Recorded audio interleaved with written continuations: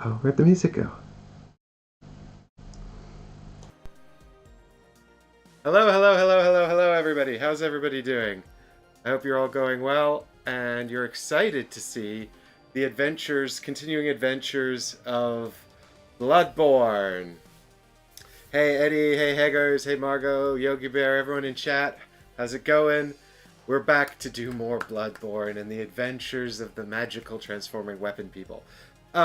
This was a Simon insert fail on Chris's end of things, so we've just had to put right the skill decks on Chris's side because it's very important. As we discovered in the last stream, that we both have accurate records of what's in the deck. So let's go ahead and let's bring Chris in so that he can participate. Let's go to here. Hey, Chris, how you doing? Hello, good hunter. You understand that? I'm an uncanny hunter. The people know. The Bloodborne people, they know. Yeah, I'm not sure what Uncanny Holy Blade is. I'm assuming that's a DLC thing, which I haven't played yet. Because Ludwig's Holy Blade's a weapon in the base game, but I don't know what the Uncanny Holy Blade is. Is Fitz at fault for the catastrophe of cards? No, it's no, it's just the fact that this box is I stored it on its side in the Kallax, and it obviously doesn't have enough weight going pressing down on the on those stack of cards, which were all in place where they're meant to be.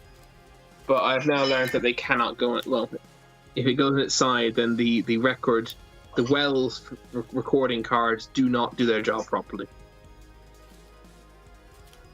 But luckily, Mike had a record.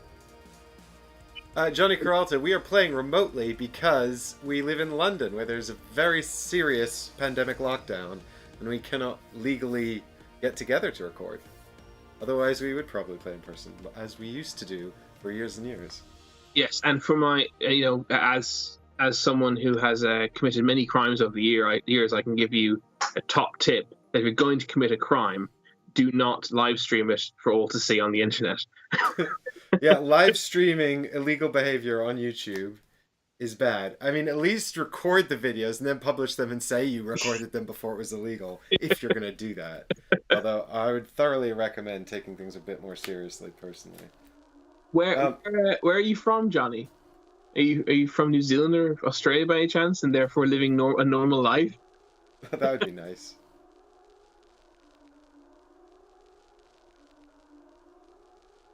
The US. Oh, things in the US. Are you guys quite free at the moment? Are you guys able to go to each other's houses and stuff?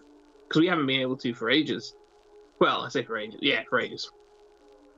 I mean, we've managed to get this remote setup working, so it's better to just play it safe until a small town. Well, there you go. That's the difference between small town living and London, which is quite the opposite. Yeah. Oh god, let's not start talking about Primal, okay? Who brought it up? That was Haggers. And he means we can't go out, so we might as well stay home and spend money on Primal. Yeah. We'll talk about Primal at some point, I'm sure, in the future. I meant to Yogi Bear. I meant to respond to your comment actually, and I totally didn't. And the funny thing is, my response was going to be, I've looked into it in more detail. This was yesterday, and I'm probably not going to back it. And then I started playing a game of Civilization 6 with my friends, and I had a few beers, and I forgot to cancel my pledge. So now I'm accidentally all in on Primal. So I guess, Yogi Bear, let's hope it's good, buddy. I mean, I watched Rado's playthrough, and I'm still not sure about it. I think it could be good, but it also looks like it might run the risk of being way too too many abstracted rules to create these cool scenarios, you know?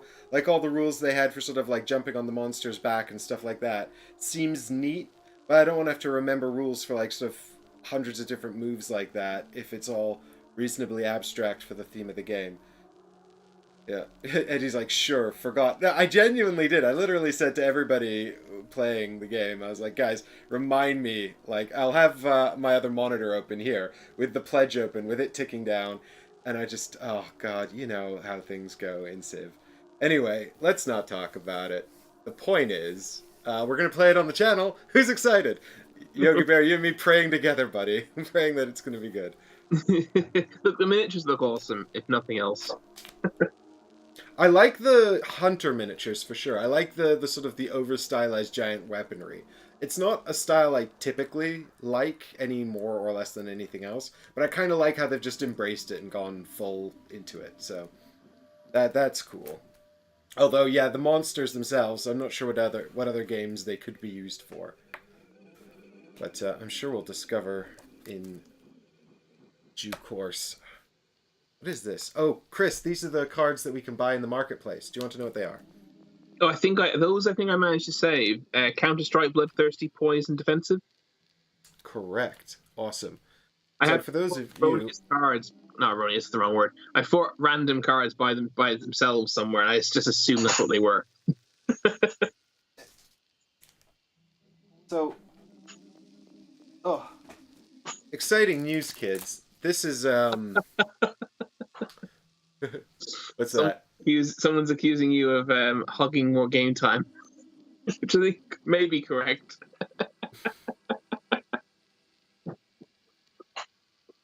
But in my experience, all of us at Race Day Play are perfectly capable of having an agonizingly long turn here or there.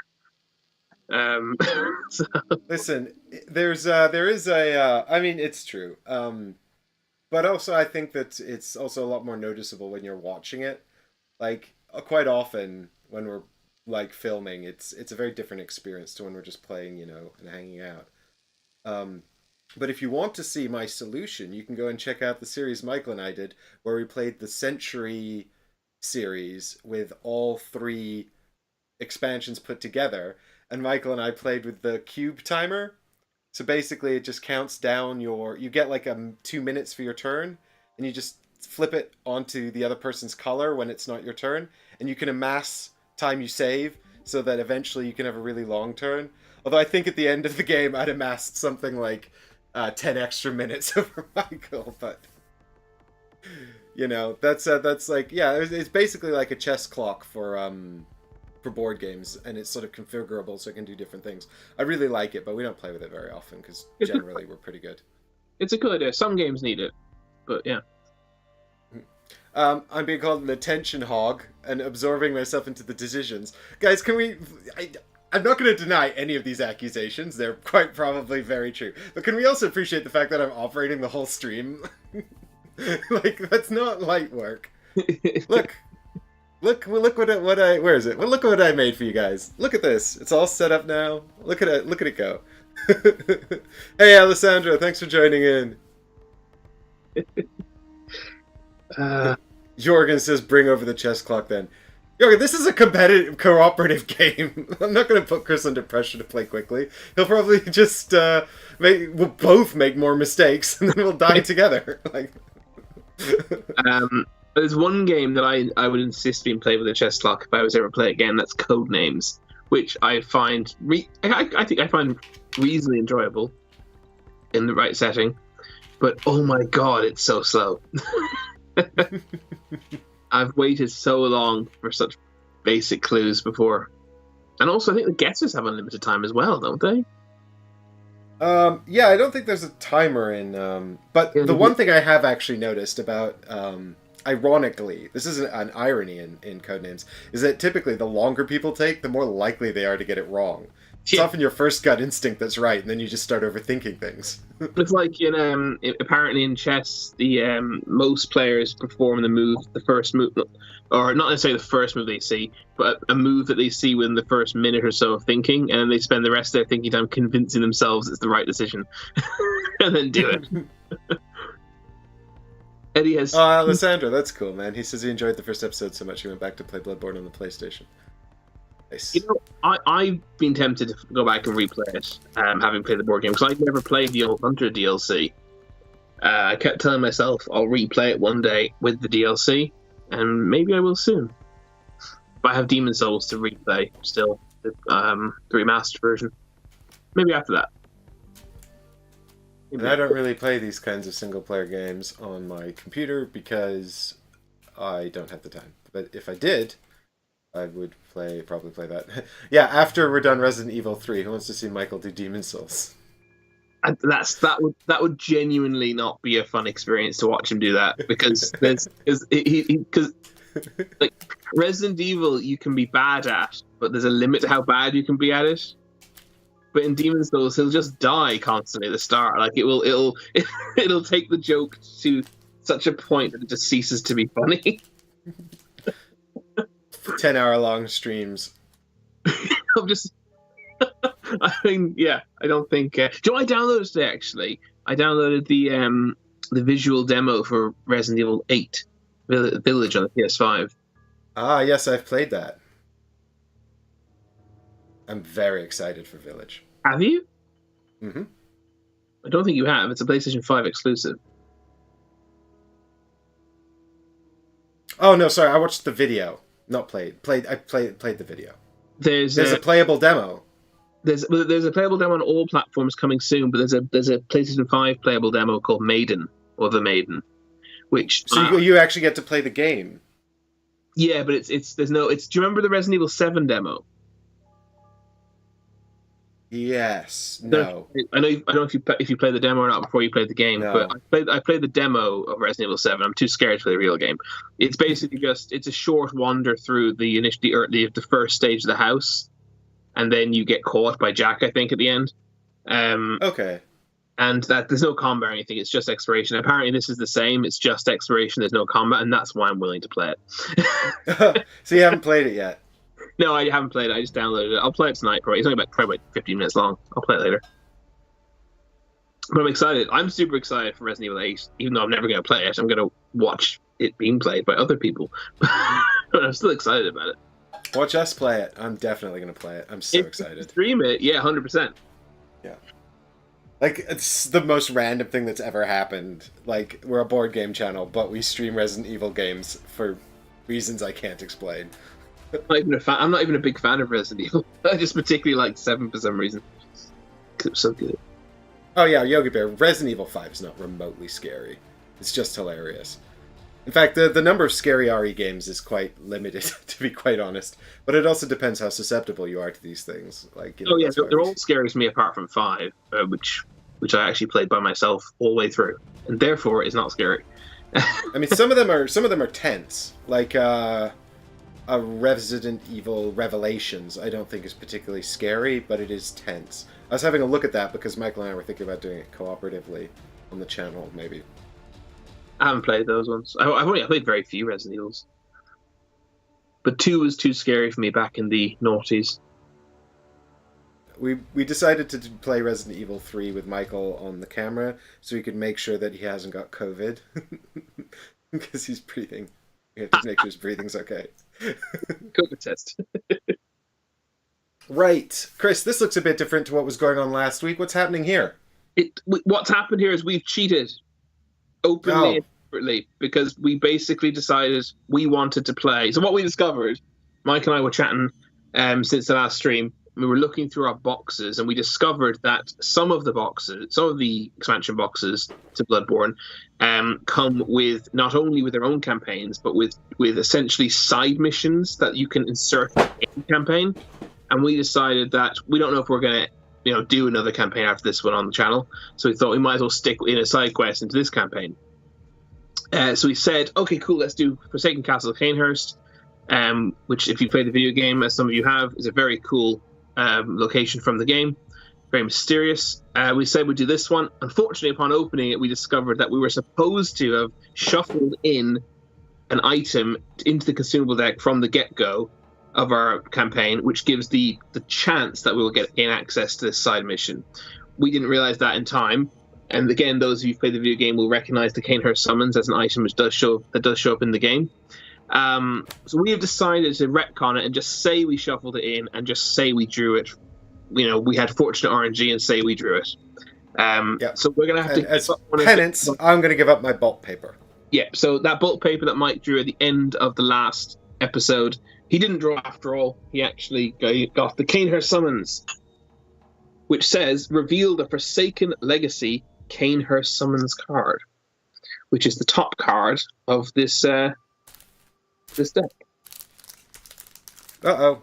I need to get the deck set. So I hope you all forgive us for essentially cheating to get access to this side mission. So this will be a side mission diversion, but we thought we wanted to play through one of the sort of additional expansions that you get with the set before we complete the story mission from the original campaign.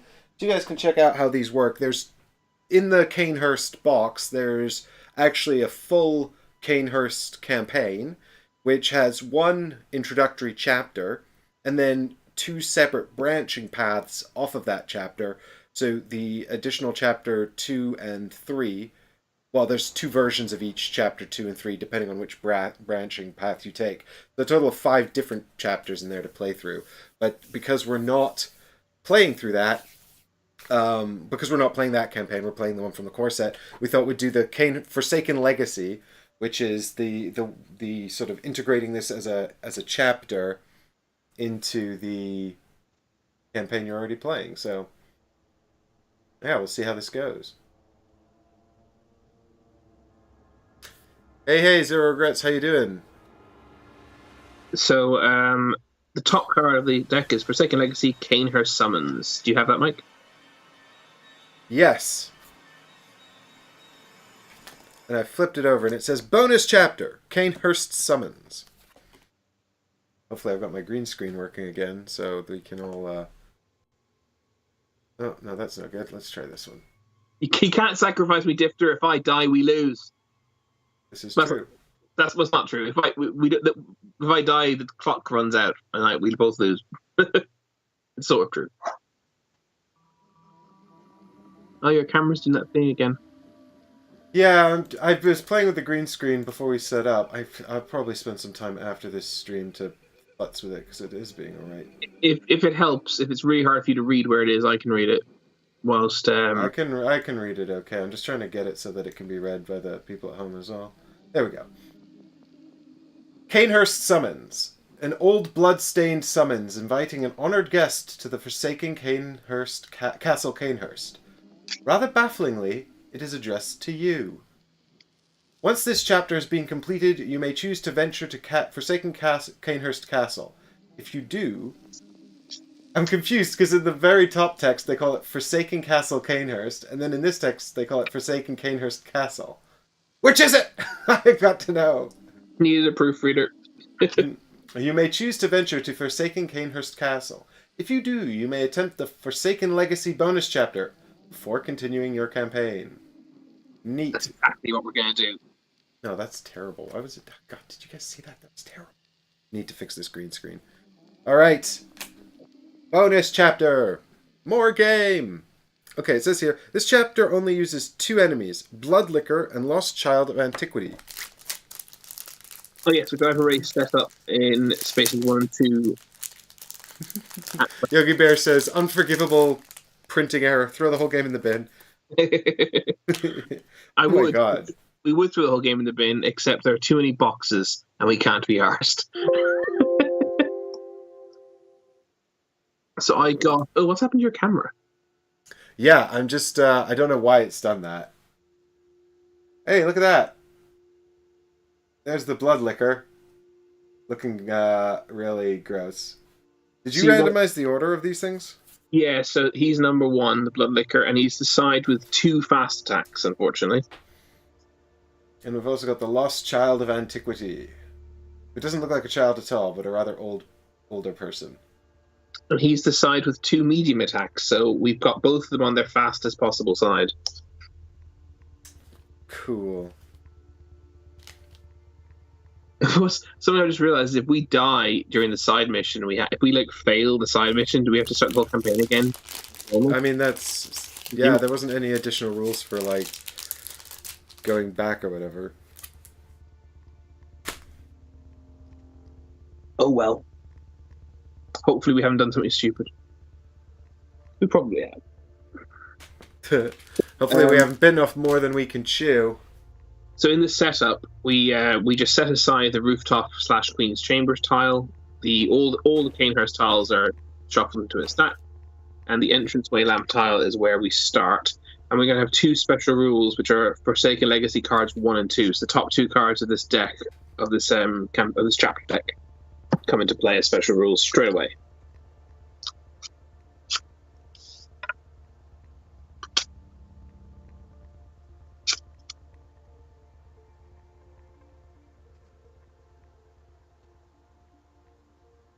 Hmm. 1 and 2 coming out straight away. Alright. I'm gonna get out some of these models for the first time ever. As the Forsaken Child, the flying thing. It looks like it's flying. Oh my god. That's awfully scary. Well, One one of the special rules answers one question I had. Is that question, are we going to survive? Or is it what happens if you die? It's how balancing the fact that a game is meant to have 3 chapters always. 4.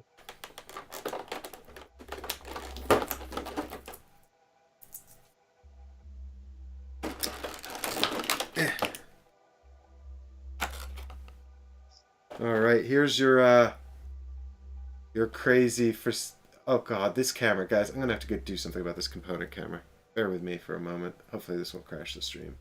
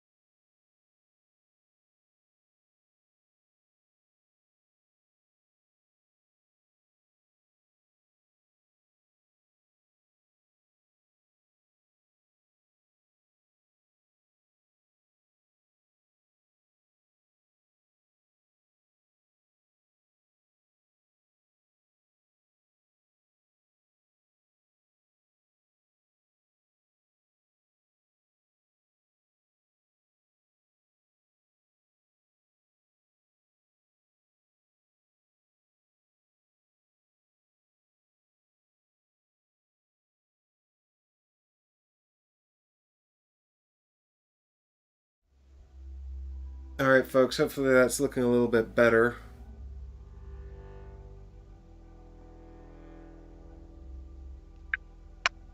So this is the Forsaken... Yeah, that's possibly sorted it out a bit.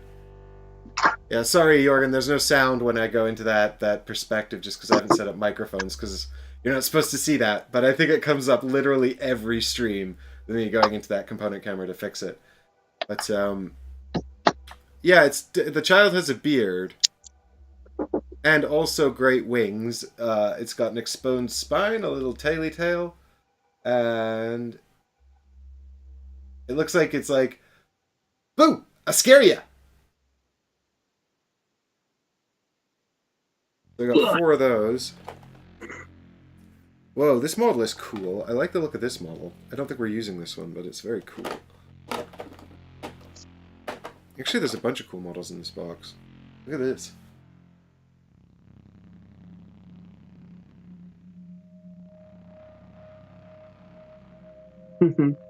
Oh yes, those candle women. Oh, is it a candle? I think it's a candle. Oh, maybe it's a dagger. Like a dagger. Oh yeah, it's a dagger. Why did I think it was a candle? This guy's also very cool. I don't know who he is, but he looks like... My name is Inigo Montoya. You killed my father. Prepare to die. Oh, that's a hunter, isn't it? I don't know. There's 2 of them, though. It must be enemies then. It's so long since I played the game. I remember the blood lickers very well. Alright, this is the other enemy in our game here.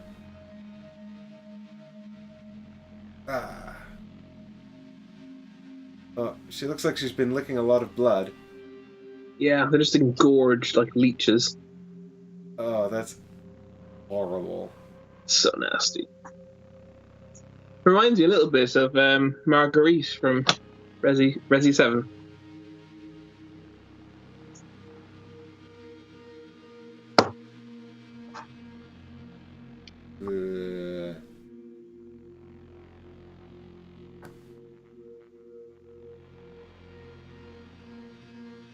Oh, there's a hero with the same design. Okay, that explains why. And they're enemies because they're made of distinct, different plastic. And that's how we can tell who our enemies are. They're different colors to us. Built by enemy by the color of its plastic. That sounds dark, actually.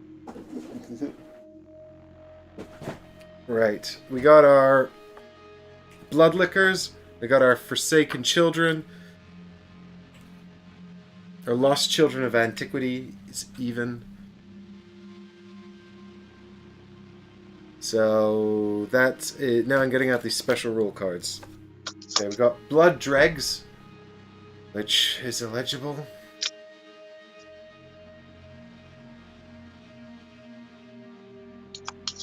Completing sections of the hunt mission may reward insight tokens.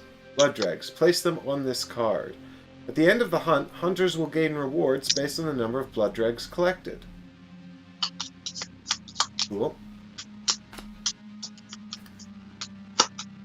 And we got Severed from the Dream. When a hunter is slain, the hunt track advances one additional space.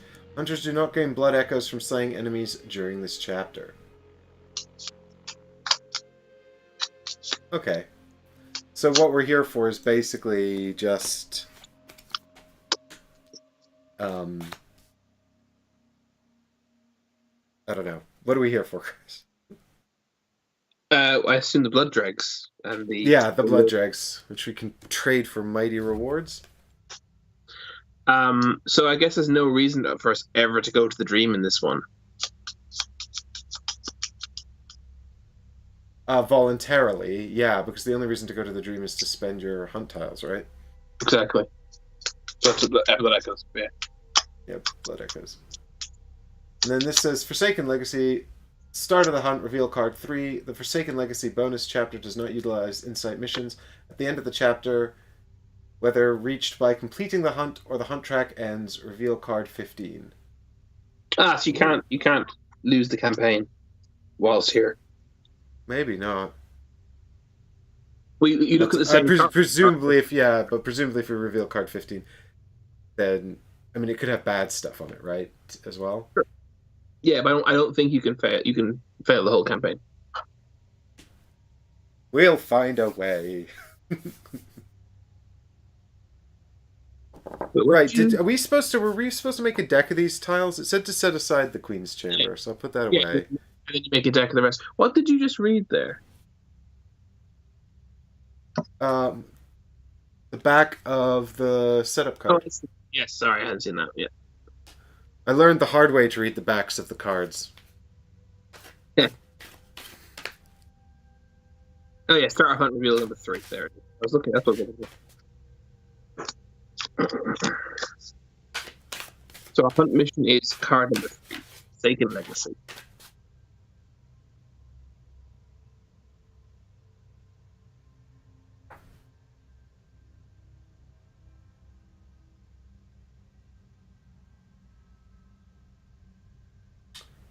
Cainhurst holds many secrets and arcane relics, but since the massacre it has become infested with numerous beasts.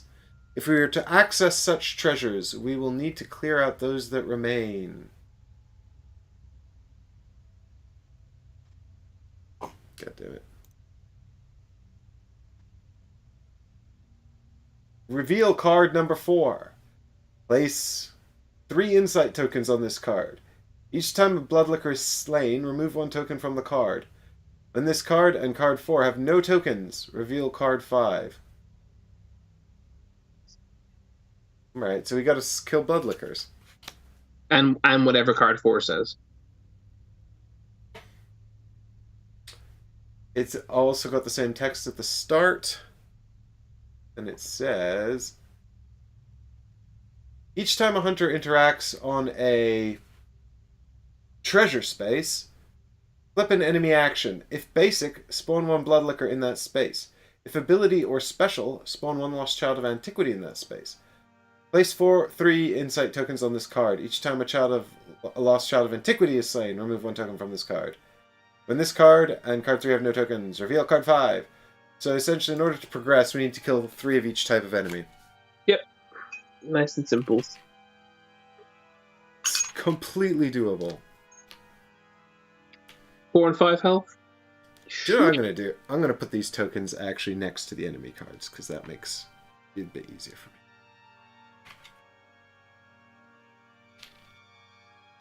Okay.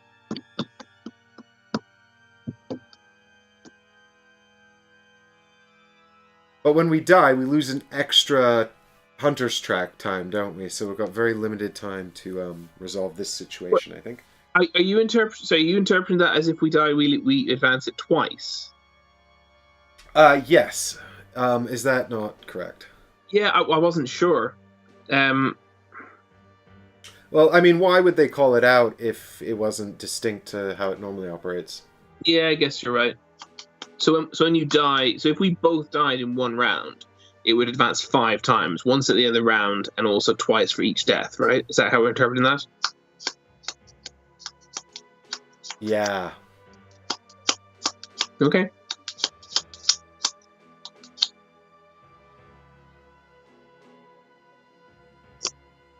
But we're never going to be going to the Hunter's Dream voluntarily, so it's possible if we're clever, we'll probably be able to manage our time. Yeah, Difter and I are on the same page. We're just like, this is fine. Alright, I've drawn my starting hand. I've received none of the cards I upgraded. Alright, what you got? I got a basic strength, a basic endurance, and a basic vitality. And that's arm, flex, heart, and blood drop. In case you can't remember the names of the stat. I am terrible at it.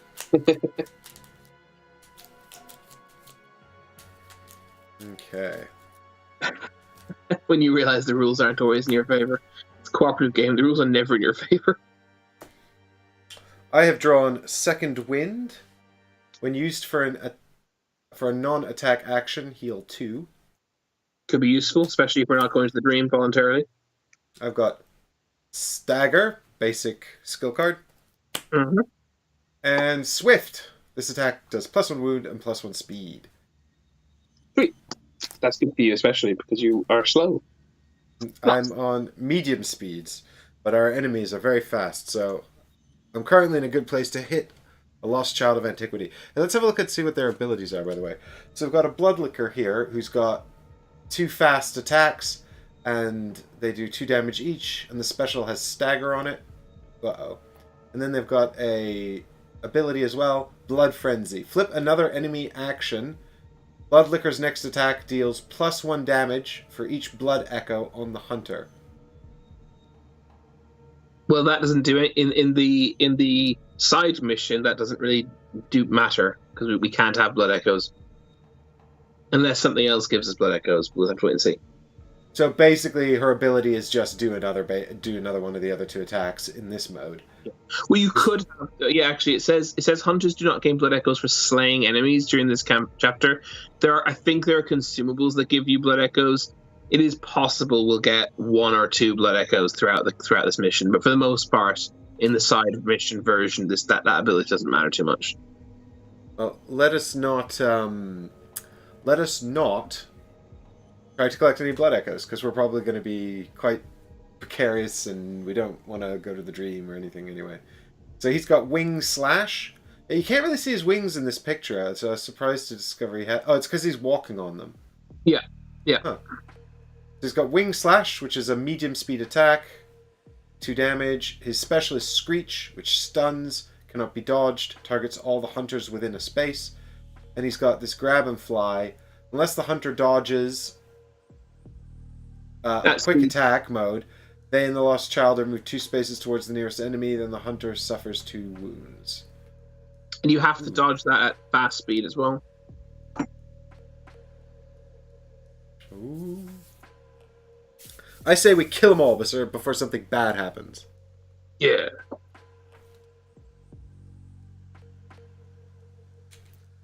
Oh, Zero regrets. The rules are not always in our favor. We know this because there's a special rule in this, which is stolen wholesale from the Arkham files, which just says, hey, if there's two interpretations, do the thing that's bad for you.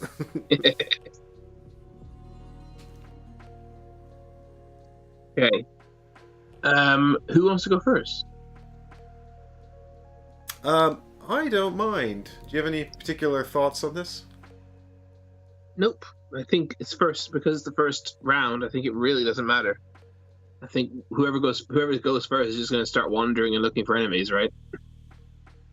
Well, seeing as you have more fast attacks than me, why don't you go first, and then I can come in with my medium speed attacks and support you if necessary. Sure. Okay. No worries. All right. I will discard. Wait, which space are you spawning in? The center space. Just because. Why not? Yeah, it's because they're all the same, basically the same. Hey, Lugard, thanks for joining. Hello. So I'm going to discard my basic vitality card, the draw one. To move, I'll move one space north.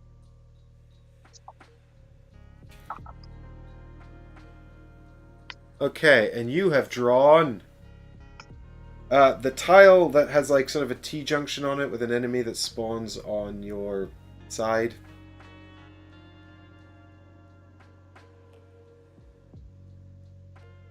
Ah, yes. Sorry, I found identical a tile that was identical, apart from the fact that it had a treasure chest on it. I was very confused. Not super clear on that camera, but fortunately, Did you go north? Yeah, north. Not much clearer on this one. How are you going to orient this one then? I'll orientate it so I'm in the space with him. With the enemy? That makes perfect sense. All right, and it is a lost child of antiquity.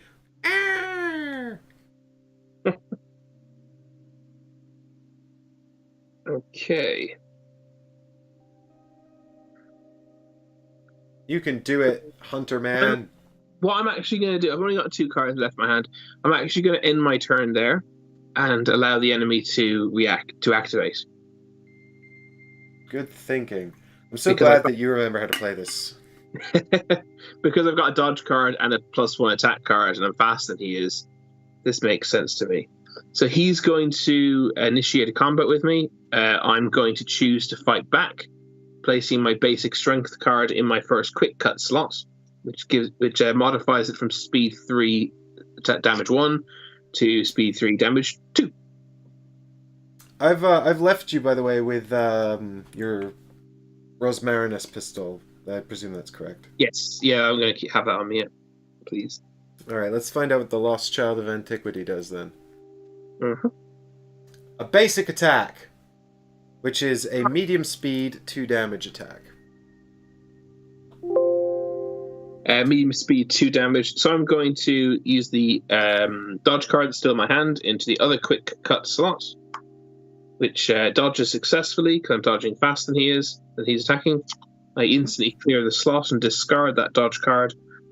And then I also resolve my attack, dealing 2 damage to him. Nice. And that's the end of my turn. Okay, over to me. Oh, actually, I could kill him with the Augur of Abritus. And then should I just do that?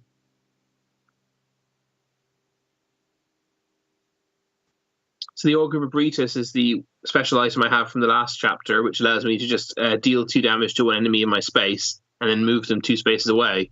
So I could just... I can use it every time. It refreshes when I go to the dream, which obviously we're trying to avoid doing. And this is the first turn. But it would mean he's dead straight away and you'd be free to go off and kill something else. What do you reckon? Do you want to come up and kill him, or do you want to free him to go off and kill someone else? I think that you'd only get one benefit out of the 2 parts of this. So maybe I'll just come and kill this guy. He's also the one that I'm quite good at fighting because he's the same speed as me. I've also just realised that it's too late because I have to use that during the Hunter turn, and I chose to fight him on his turn, so I can't do it. That's also true. But yeah, I think you're right. Anyway, it would have been a bad idea anyway because it might the move 2 spaces away might save me at a later date.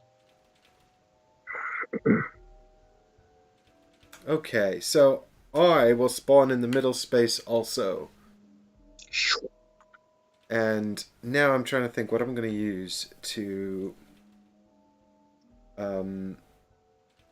I don't need to heal 2 right now, so I'm kind of reticent to use Second Wind. But... Well, you could always just keep that in your hand for next turn, right? Because if you use your Swift card, you get +1 speed and +1 damage.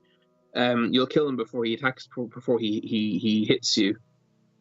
This is true and good. So I guess I'll use my basic skill card to move into the room. And then I will use my Swift card in the combo strike space. Oh no, not combo strike. Impaling thrust. Because even though I'm going to do too much damage, I want to save the combo thrust to transform my weapon later. So I'll put Swift down here into the impaling thrust. If you're gonna do that, is it worth you wandering off and trying to find another enemy? Because you would have insta-gibbed to this guy. You've rendered my turn essentially pointless, which is fine, I guess, but it's just not time effect. It's not efficient, right, time-wise. Oh, God, Chris, you got to use your efficiency Eurogamer brain over here to hamper my kill stealing. Fine. Well, the kill stealing doesn't matter because there's no blood echoes. Yes. Also, I mean, I'm not actually trying to steal you. I'm going to spawn over here then, on the right side of the entranceway lamp, and I'm going to explore towards the right. Okay. So we're going to grab a tile, and the tile is an unnamed tile that's with a chest on it and a worm thingy in the middle. It's also a corner tile, so I'm going to orient it so that it's pointing northwards. Pointing northwards. Cool. That makes sense.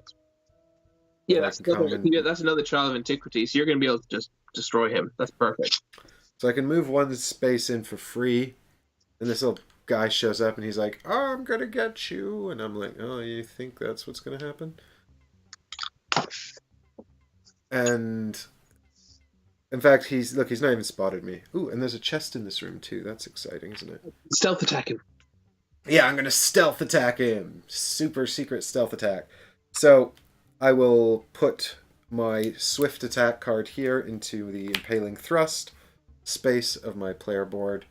Oh, that's wrong. There we go. And then I basically will just let him do whatever he wants, because unless he gets his ability, it's fine. And even if he does, I'm actually not too bothered about it. No, he'll just hurt you is all.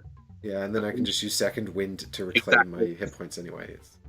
So he's got his special, which is Screech. So it's a speed 2, 2 damage with a stun on it. Can't be dodged.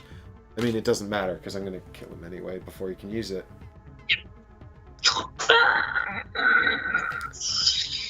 Yeah, so impaling thrust fast, 4 damage. I'm dead, and you can't have any blood echoes, you hunter. You think you get rewarded, but you don't. I've got 1 more space of movement, though, so I'll move into here with the chest. And now I guess I'll... You can't, because you attacked. Your movement, you stopped. Oh, yes! You attacked. I'm applying the Mansions of Madness rules. Well, I guess I should... I'm trying to decide if I should use Second Wind card to move again, then. It's kind of a bummer. It's a good card, yeah. Yeah, it's kind of a bummer, but until I take damage, and if next turn I'm just looting and moving again, you know, it's not like I'm going to use it for that either. Yeah, because you're going to cycle through the deck anyway, you know, in 4 turns, right? Maximum.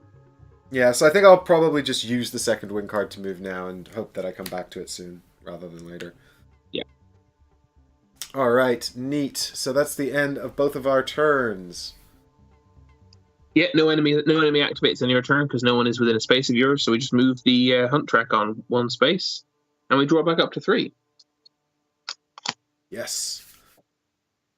Cool. I've got Leaping. Make a move action before using this card to attack. Nice. I've got Invigorating, dodge, heal 1. Clear this or any other slot. Nice. And I've got a basic dodge card. Basic endurance card. How about you? I got 2 basic skills with the ones that have stagger. And I also got my tireless card, which lets me draw 2, discard 1, and also lets me remove a fury or a poison. Also good. Well, draw 2, discard 1 is pretty cool. Yeah, it's good for finding useful things, isn't it? Absolutely. Stagger is also very good. Yogi Bear reminds me to remove a Lost Child of Antiquity token. Thank you, Yogi. Yes. Aha. 1 down, 5 to go. Well, it's about to be another 1 down. Wahaha.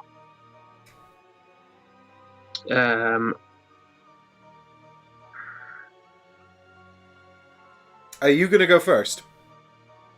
I don't mind. It doesn't matter really, to be honest. Yeah, it doesn't matter to me either. I mean, all I would do is loot that chest and move north. So maybe if you want to go first, you could explore to your east, and then I would be able to move in and maybe help you out. If it was something disastrous, yeah. Especially, yeah. Cool. All right. What I'm going to do then is I'm going to use my basic my basic skill card on... No, I won't actually. I will use Tireless. I'm going to use Tireless on Combo Finisher, which does 1 damage plus an additional damage for each filled attack slot on this. Chris, I did a boob. You had a basic strength card in the first quick cut, right? Yeah. Okay. I cleaned up the cards in your weapon at the end, like a noob. All right, cool. So, but you haven't got a card in the second quick cut slot, right? No, because that cleared. I played a dodge in that slot, which cleared. Which cleared, yeah. So, Combo Finisher deals 1 additional damage for each filled attack slot. I had never thought about this until now. Does that include Combo Finisher itself? I assume it doesn't.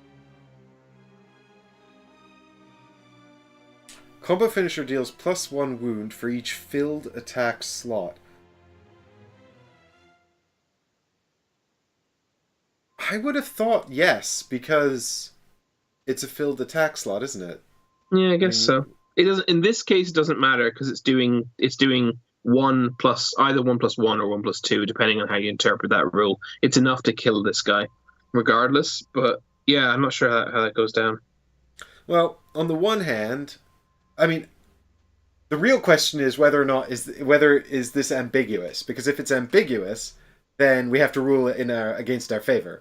But yeah. It's not. But I would argue it's not ambiguous. It's clear that Combo Finisher is filled, and it says each filled attack slot. So when do you implement that special ability? When you're dealing the damage, I suppose. You don't. Yeah, because you fill it at the start of the whole process, and now before we deal the damage, we flip a behavior card and everything. So yeah, I guess it does. Yeah. There's a significant gap. You have to assign a card there to trigger the attack step, and then damage is resolved at part 3 of the attack step. That's a later. Yeah, no, yeah, I think that's actually quite clear. That's cool. All right, that's awesome. But it doesn't matter in this case because 3 damage or 2 damage, he's dying. So I've done that. So if you could please flip an enemy action, that'd be great. Here we go. It is basic. It's a basic enemy. So before he can do anything, I'm gonna do 3 damage to him, killing him with my combo finisher. So we can remove another insight token from the same piece. And I also get to draw 2 cards and discard 1. So I have drawn a basic strength and a basic endurance, which is basically a +1 damage attack and a dodge. So I think I'll keep the dodge, and I'll keep the +1 strength, and I'll keep this one of the 2 basic staggers, and I'll discard one of my basic skills. So I still have 3 cards in my hand after that attack. Seems good to me. It's pretty nice. I'm going to spend a... Ooh.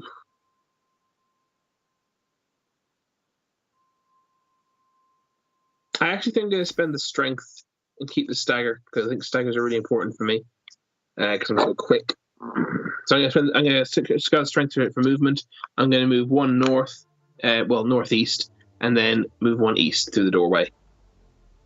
And the tile that is revealed is the empty corridor. Oh no, this sucks for me. Oh, I've totally blocked you off. Yeah, Great. there's no way to orient this in such a way. I've put the treasure chest next to my door, by the way.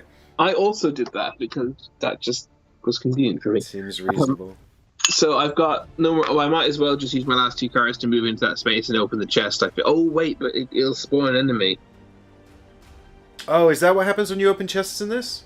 Yeah, remember? Wasn't there a rule about that? I think you're right, actually. Yeah. Each time a hunter interacts on a treasure chest space, flip an enemy action. If basic, spawn 1 Bloodlicker in that space. If it's ability or special, spawn a lost child of antiquity. Yeah. So instead, what I'm going to do is I'm going to spend a card to move into that space, and then I'm going to spend my last card to transform my weapon, plus clearing the slots, so that I can do it next turn and be ready to actually kill him. That makes sense. I forgot this also means I'm going to be potentially summoning an enemy on my turn. That's fine. You're doing so with 3 cards in hand. That's okay. And you've got a free transform coming up with your attack.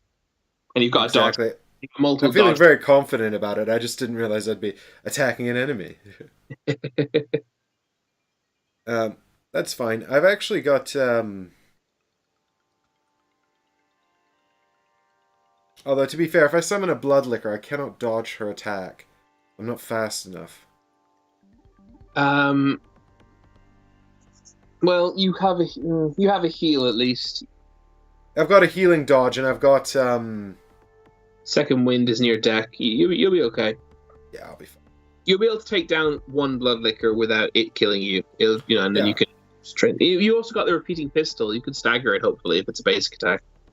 Well, if we spawn a Bloodlicker, it will be because we drew a basic action card, which will be the last one. So then I'll be facing either its special, which has stagger on it, which sucks, or its ability, which is Blood Frenzy, which is irrelevant. Basically irrelevant, yeah. Which means if you spawn a Bloodlicker, actually, it means you won't get to attack it because it will stagger you at speed 3. Except, I can use the Empty Phantasm Shell to increase my speed and do an extra wound. So, yeah, I'll just do that, then. So go for it in that case. Yeah, I still get loot, right, though? I still get loot from the chest? Yes. Alright, cool. I'm going to give up my basic dodge card to loot the chest, then. Okay. And I'm going to move these over here so I don't get them confused with your cards. 2, 3, 4, 6. 1, 2, 3, 4. I have not yet made any mistakes. I've got a bit of PTSD, apparently. So should I do the chest first, I presume, right? Yeah, I think so. Oh, PTSD, that reminds me of Eddie's comment earlier on, which he said he was playing Tainted Grail and was enjoying it. Which made me think, I do wonder if I'll ever go back to it. I finished the main campaign. I would love to finish the main campaign, but we can't play it remotely, and no, can't come over, so... Be impossible to play that remotely. Yeah. Well, I mean, if Michael had a copy, maybe, right? But also he doesn't have a copy. Even then, I think there's too many moving parts in it. Like, yeah, it's a lot of parts. Combat and diplomacy would be a nightmare. Michael also has much less advanced technology in his house than you do, so it'd probably be harder for him to follow the stream. Well, I mean, my technology in this is basically, right now, is essentially my phone. Although I do have the chat up on the telly, so I can see what people are saying. Hey, Eddie. Enjoy your meeting. We will continue our happy hunting. It's just 1 card I get for the chest, right? It's just draw a card and have it. Yeah, you're thinking there was a space which allowed you to draw multiple and choose one. Sedative. Draw 1 card and remove a frenzy token. Well, I mean, draw 1 card is good. Drawing cards good. Alright, chest gone. Enemy appear. Enemy is... It is the Bloodlicker, because this is a basic card. I kind of knew that would be the case. Blood liquor. Blah, blah, blah. Hey, don't lick my blood, man. I mean, I need that for living. What was that? Sorry. I said, frankly, we wanted to find a blood liquor because we already found 2 of the other ones. Sorry, I got confused because Deborah just walked past me with a really weird look at her face, which I think was meant to communicate those brownies I just made were really good. Oh, nice. Chris has got brownies to look forward to, and I've got Leanne's amazing fried chicken. Wait 10 minutes. Why? Okay, they're too hot to eat, apparently. So it's been teasingly put beside me. And I bet it smells good too. But based on the look on her face, she didn't wait 10 minutes. She clearly ate. She clearly ate. This is an outrage. Sorry. It's very, very unprofessional streaming of me. Difter's like, this is Chris at home. Look, I'm on TV!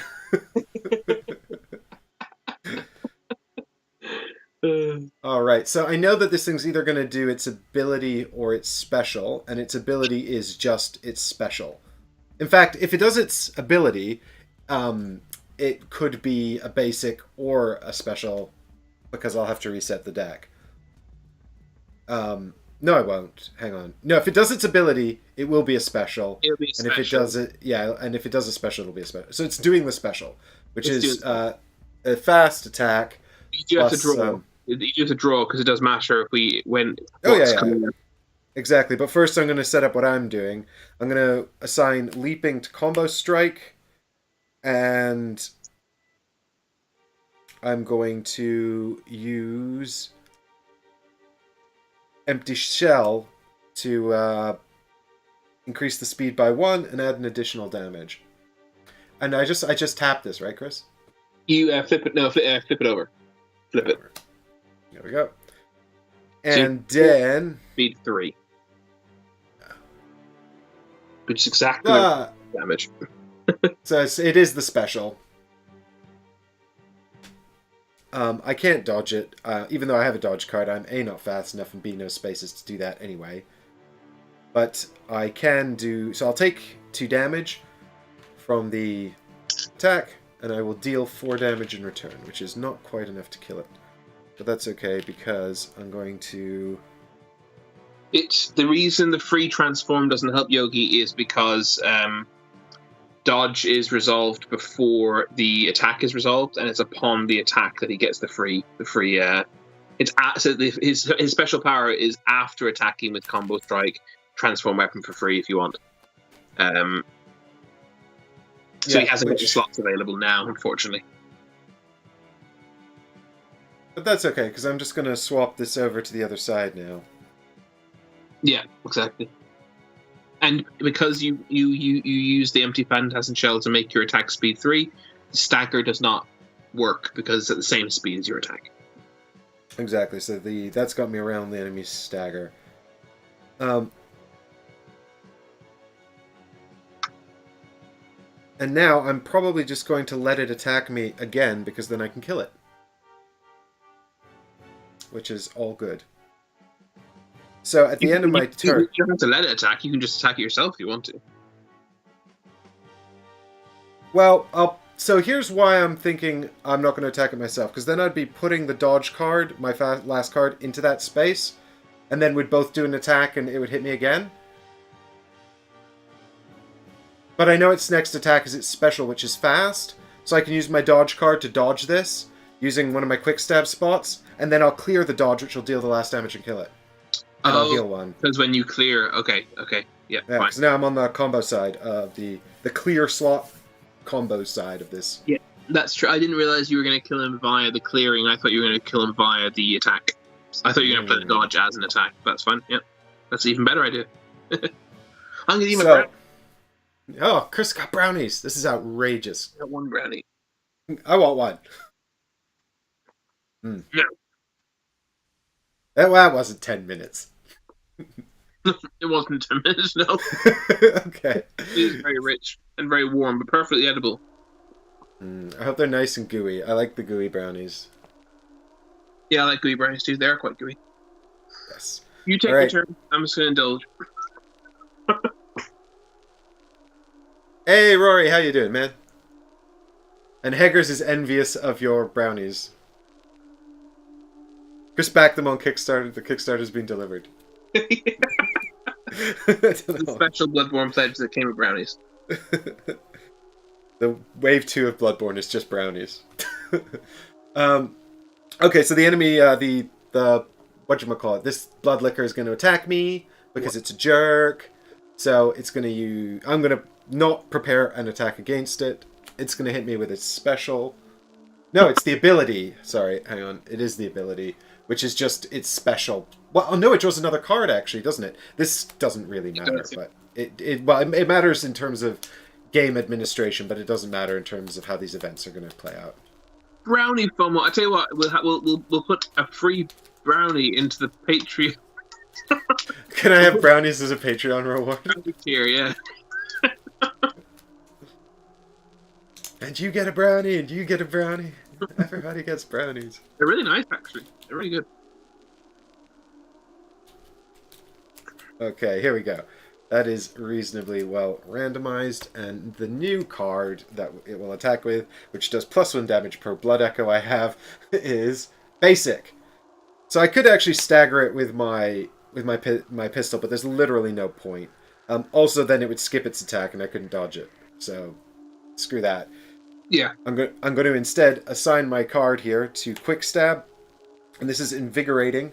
So I'm actually going to kill it and heal myself and avoid its attack. So I mean, it's just like a trifecta of awesomeness. So this triggers my combo, which deals 1 more damage to it. That's 5, so it's dead. The card is cleared. Well, actually, it triggers the card, which heals 1 on me first. Then the card clears, which triggers the combo, which deals the damage to it, and it's killed. Ha! And we remove an insight token from the related card. Yeah, 1 Bloodlicker down. We are making short work of this bonus dungeon. I think you might have just hit the absolute epitome of optimal play with your healing and dodging and killing in one go. I think you've completed Bloodborne, the board game. It's great. I shall retire now. I mean, it's a fun game and I really enjoy it, but and it has some depth to it combat wise, but it's not that deep. And I think you might have just hit the best. I don't think you're ever going to make a better play than that. You know what I mean? The enemy attacks me, dies, and I get better. Yeah, it doesn't get better than that. You need the dice. Yeah. Nice optimization. Awesome.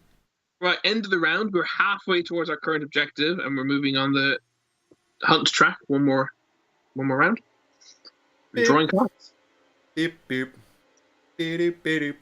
I mean, I definitely don't think once we've cleared all these tokens that this is going to be over, because there's so many cards in this deck.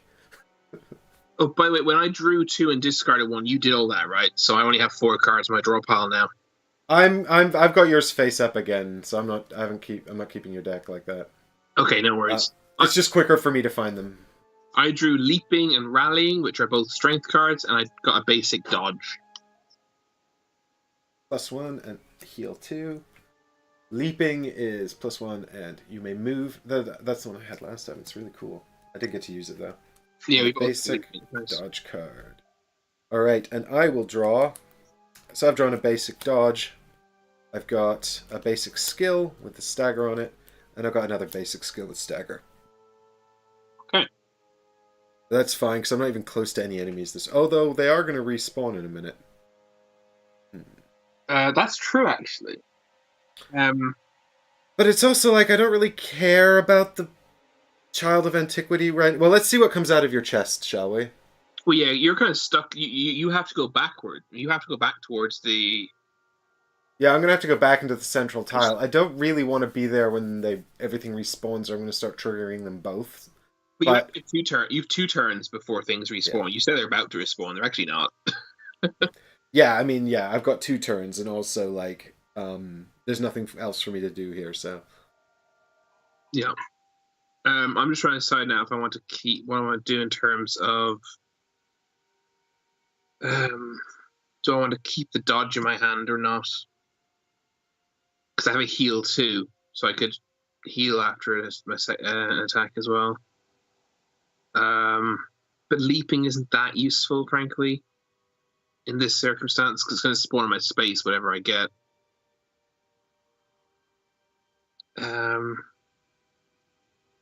Yeah, Yogi Bear. Unfortunately, Cool Mini or Not don't offer a sun drop option. You know, I'd be in on that as well. And me, not so you. Thank you. Thank you for the compliment there. We worked really hard to get this set up.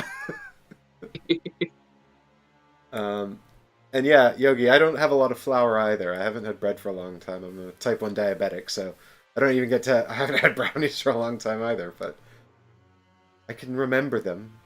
I have memories to keep me warm. I'm sure you've had a brownie in the last few years. I'm sure I have to. Actually, my mom makes really rich, dark chocolate brownies with like almost no sugar, so they're really rich and kind of bitter, but they're kind of awesome too. That's how chocolate's meant to taste.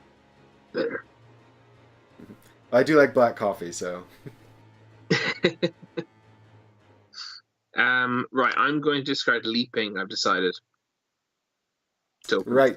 We're using some leaping. Oh, leaping to open the chest? Yeah, because I want to keep the rallying, which does extra damage and heals me, and I want to keep the dodge. So, as unfortunate as it is, leaping is going to go to open this chest. All right, and the consumable that you have discovered is the Pungent Blood Cocktail. It's 5% ABV, and it says one non-boss enemy within 2 spaces doesn't activate. That's cool. It distracts them. They run over to the Pungent Blood Cocktail and try to eat it. A handy bit of crowd control there. Yeah. And we need to flip an enemy action card to see what I spawn from the chest. This is true. Come on, basic. It is special, so you've spawned the Lost Child of Antiquity. Okay. Well, at least they've got... At least we'll kill all of those. Well, actually, you know what? This kind of suits in a way, because I'm going to attack him by using Rallying on my Heavy Slash, which is speed 1 only. But it's going to modify it to do +1 damage, which will make it 4 damage. Which will be enough to kill it. And I still have my dodge card in my hand, and all his attacks take place... unless he gets his ability. But even if he gets... Oh yeah, his ability, which... But even if he gets his ability, he'll do the 2 damage to me, and then I'll heal the 2 damage. So it's fine. Do all the abilities take place after the attacks are resolved, then?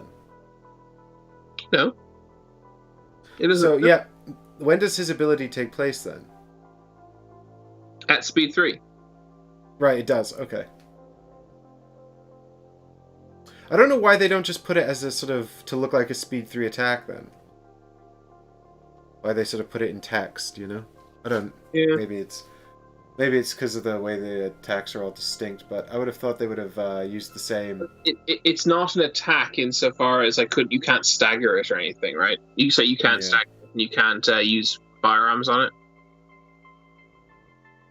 Yeah. Is he going to do it? That is the question. Yeah, let's find out. You ready for the card? Yep, let's do it. Basic! Whee! Okay, so he's attacking me with 2 damage at speed 2, so I'm going to stick this dodge card into one of my slash slots. Yeah. Matches the speed. Dodge it. And I go, wow, can't hit me. That clears the slot. And although, to be fair, even if he had hit you, you would have then just healed with rallying anyway. Oh yeah, that's a good point. So I might as well keep the card, actually. Might as well keep the dodge card? Yeah, why not? Why not take the damage and heal the damage? Exactly. Then you can do something else with the card. Yes, although actually, having said that, what do I want to do with it? Well, the only options are either explore the next room or go backwards. Yeah. And exploring the next room will probably just spawn an enemy who's going to try and eat me at the end of my turn. That's true. But it would save time. The other thing is, if there is an enemy that spawns that room, You could potentially move them out of attack range with the Augur of Ebritus. Let's do that. I like it. I'm going to take 2 damage from that attack. Oh, well, I'm going to leave it right here. I can put it right back. And then I'm going to do 4 damage and heal 2. So he's dead. He was not a very good lost child of antiquity. Remove the last insight token from the relevant. The last 2, the 2 lost child of antiquities that spawned from lost child of antiquities or lost children of antiquity. Anyway, the last 2 flying back. Lost childs of antiquities. Childs of antiquities. The last 2 of them were both insta-gibbed by our heavy attacks. So, so with this dodge card cunningly left in my hand by Mike's Optimal Eurogaming, I'm going to discard it and move back up north to the empty corridor, and then move east off the board. Let's see what we get. Dun dun dun. Me not so you. We've done 1 chapter of a campaign from the core set, and this is now a bonus chapter from one of the expansion sets, and afterwards we'll return to the campaign. So I guess you could say this is session 2 of 4. Although the campaign is 3 sessions if you play it straight through. And we've got the Statutory Hall. Oh, I didn't count on this. There's 2 enemies. 2 enemies. We did not plan for this at all. Yeah, and they both are actually in the game as well.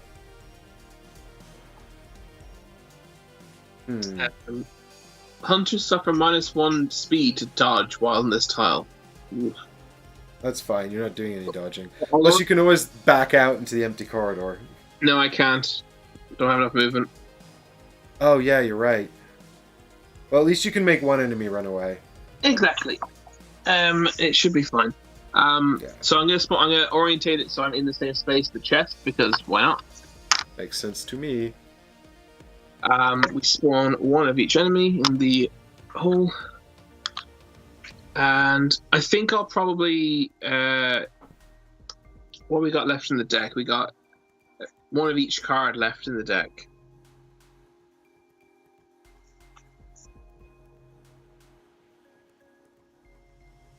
So it doesn't really matter which one of them attacks me. So, who should I damage then? Bloodlicker, I guess, because he's got more health.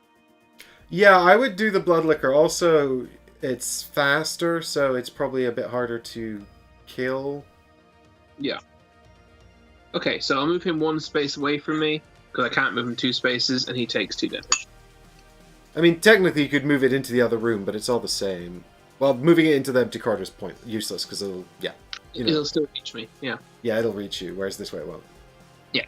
So then at the end of my turn, they both activate. The Bloodlicker goes first. He just moves back into the space from which I moved him. And then the Lost Child of Antiquity is going to move in and attack me, unfortunately. Yeah. And they activate in this order because of the order they've been placed on the main game board here. This is obviously important because if this one activated first, it might have picked Chris up and brought it to the other one. But fortunately, that didn't happen. Still might, but the other one won't be able to attack me, thankfully. Yeah, it's already activated, fortunately. You could also actually have turned one of these guys off with the Pungent Blood Cocktail if you'd wanted. Oh, that's a good point, actually. That might be worth doing. What's the point of just holding on to those things? Well, I'm just thinking, right now you're going to take an attack from this guy. It's not the end of the world. But next turn, they might both attack, you know? Yeah, next turn they might both attack you. Is it better to turn one of them off? Okay, well, actually, no. It might be worth it to do it now, actually, yeah. I mean, they're going to respawn after the next turn. Mm-hmm.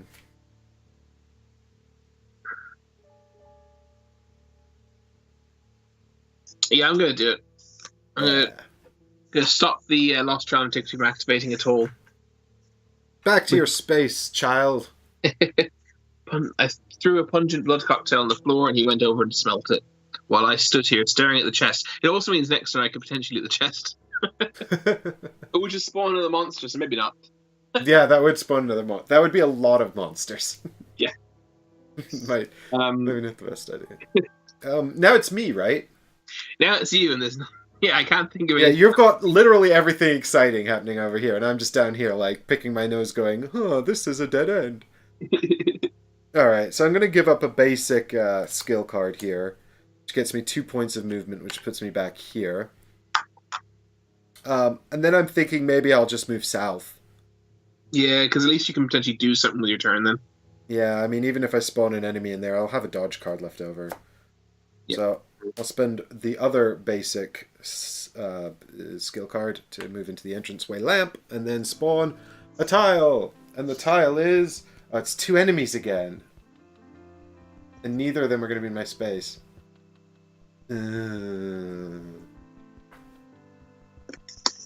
Okay, so I'm here. And we've got a Bloodlicker over here.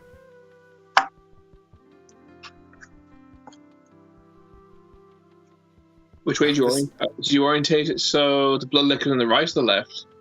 Bloodlicker's on my left. Your left. Okay.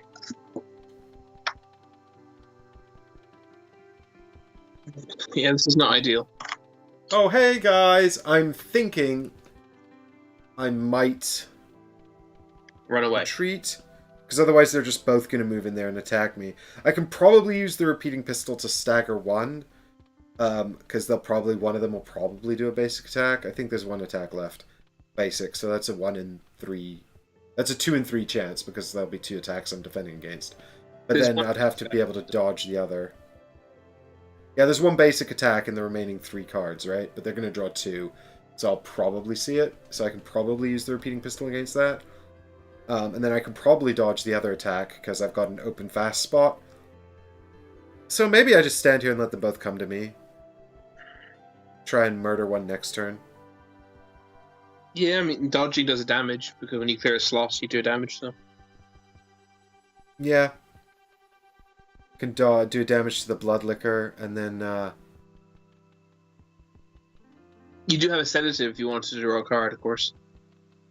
I could use the sedative to draw a card. And then save that maybe for later. I'm trying to think how I can use the Carol Rune of Guidance. And the sedative to sort of... And perhaps even the Beast Blood Pellet to sort of maximize damage against these things. Obviously I get to do 1 damage to 1 enemy in my space when I clear a slot on my attack card, but right now I don't have any slots taken up. Do you know what? I think I'm probably not going to use any of those items yet.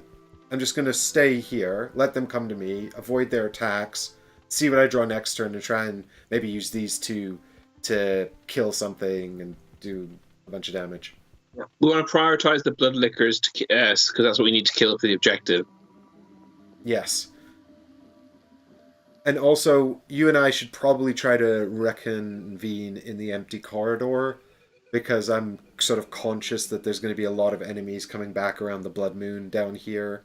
Actually, and up there. Maybe the space above the entranceway lamp is our best bet, there's actually. 1 enemy there, but that's fine, yeah. Because we don't want to... until we see what card 5 is, we just don't know what's coming. Agreed. Okay, cool. Okay, so okay. you're saying... So... Bloodlicker will activate first. Yep, the Bloodlicker activates first and moves into my space. I want to lick your blood! It's not just a clever name. So you're not going to attack. You're not going to... Well, I'm not going to attack, no. I'm just going to either dodge or stagger it. I'm basically just looking to not take damage here. Special! Okay, that's fast with stagger. That's fine because I didn't actually do an attack. So I'll dodge this one. Yep. Because it's not basic. Exactly. So I'll put my dodge card down there. And then I clear the dodge card to dodge the attack and deal 1 damage to it because I cleared a card. Cool.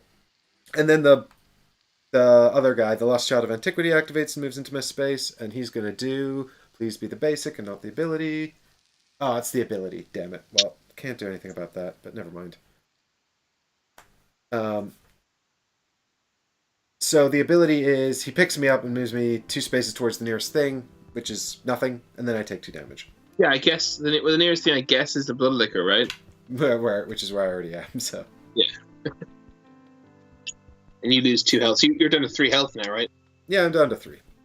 That's okay. That's not the end of this world. The end of the world. And I'm about to reset my deck, so maybe I'll get my healing cards back. Yeah. I mean, not about. I've got one more hand, and then I'm gonna reset. But I can also draw a card next turn using my sedative. So that's that resolved. That means both of us have been resolved. So this is going to tick on, and we are now back to the beginning. Uh-huh. So it'd be great if we can kill these 2 blood lickers before everything resets. Yeah, because we're going to get Blood Moon next turn. But they're going to heal as well. We both damaged our respective blood licker. So I draw my basic stagger, and which was left, and I reshuffle, and I also draw my tireless again, and another basic stagger. So 2 basic staggers and tireless. Tireless is the one Chris said earlier that lets him draw 2 and discard a card. And, of course, the basic stagger attack, useful for preventing enemy attacks. Now, I should know what you've drawn, based on the fact that I've been keeping your deck and you've 3 cards left. Okay, so I've got the basic dodge. Yep. I've got basic strength. Yep. They're poised. I'm poised. Excellent bookkeeping skills on my part. Nice job. All right, who wants to go first? I think it matters not at all. Not at all. Okay. Well, shall I go first then? Yeah, because I think I've gone first every round so far, so why don't you go first? Alright, so I'm actually going to start, I think, by spending the sedative to draw a card, because that just kind of helps me figure out how to plot out my turn in the best possible way. Okay, so you shuffle your discard pile. Draw a card. I would like, please, to have Swift, but we shall see.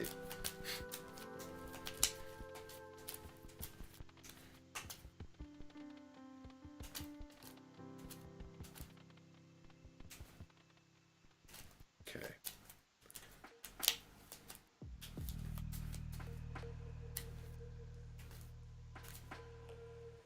I've had to move my camera even further away from me to fit everything on the table. Yeah, I was thinking you'd gotten a bit smaller. Can I zoom in? Is that a thing I can do? Can I zoom in myself? Oh no, you fell over. Now you're seeing my ceiling. Hi, Chris's ceiling. I think you'll agree it's a very nice ceiling. It's a good ceiling. Painted it myself. Alright. I actually don't know whether that's true. I did paint it myself. Well, my dad and Deborah helped. We all did. I drew basic skill card. Stagger.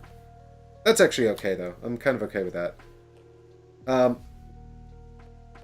Yeah, actually, I'll attack... Oh, no, stagger needs to go before the enemy, doesn't it? Yes. So I probably can't stagger the Bloodlicker. You definitely... So maybe I just use Poised on the Bloodlicker. Then the Bloodlicker will... I could potentially Repeating Pistol it, but even if I don't, I'm just going to take 2 damage, which I'll survive and kill it. We know it's a basic. We know for a fact it's a basic. Oh, it is? Okay, great. Well, then I'll put... Well, then I don't need Poised. So I'll put my basic strength into Heavy Slash. Yeah, which will kill him.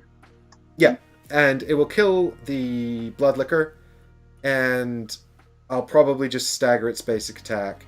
Although, actually, no, I can't dodge it. Yes, I can dodge it, so I might just dodge it, in fact. And then I can do 2 damage to the Lost Child of Antiquity before he even goes. Oh yeah, and then I can kill him with Poised. Yeah, this works out perfectly.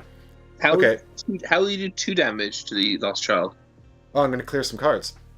Oh, okay. So I've put a basic strength into Heavy Slash, and I'm revealing now the basic attack from the Bloodlicker. That's the one thing that you're much better at than me, Chris, actually. You always seem to know more or less what's in there, and I lose track. Because you're allowed to look through the discard pile, you see. Oh, yeah, that's right. I keep forgetting to do that. Pro tips, guys. Remember, you can look through the discard. And there's 3, 2, and 1. 3 basic, 2 special, and 1 ability. It's easy. So I'm going to activate my repeating pistol, which staggers an enemy when they do a basic attack. So it cannot do its basic attack, and then I'll hit it with heavy slash for 4 damage, which kills it. Ah, I've been killed. Oh yeah, I was actually going to dodge its attack instead of staggering it so I could do an extra damage. It doesn't matter. I don't think I'll need to worry about that. Another insight token goes. Only one blood liquor left to kill. Indeed. And then there's really, I kind of feel a bit like there's just like no point in killing this lost child of antiquity, you know? But I probably will do it anyway. Because what else am I going to do with my time? You could just run north, I suppose, because it's going to reset anyway. It's literally going to respawn as soon as you kill it. So yeah, maybe it would follow me to the entranceway lamp, but that's it. Yeah, maybe just move to. Well, no, it'll actually follow you. No, it'll keep following you because it'll be if you leave it, you'll leave its tile twice. Oh no, it won't. No, it won't. Sorry, because it'll only move after you've moved 2 spaces. Yeah. Yeah, exactly. So. Yeah. So just leave and get to the place where you said we should meet up. Yeah, which is the tile to the north, and I guess I can just wait there for whatever's going to appear at the blood moon, murder it. Yeah, that seems actually much more sensible than trying to kill this thing. Okay, so I shall play out my to move. I shall play my poised card, I think, to move.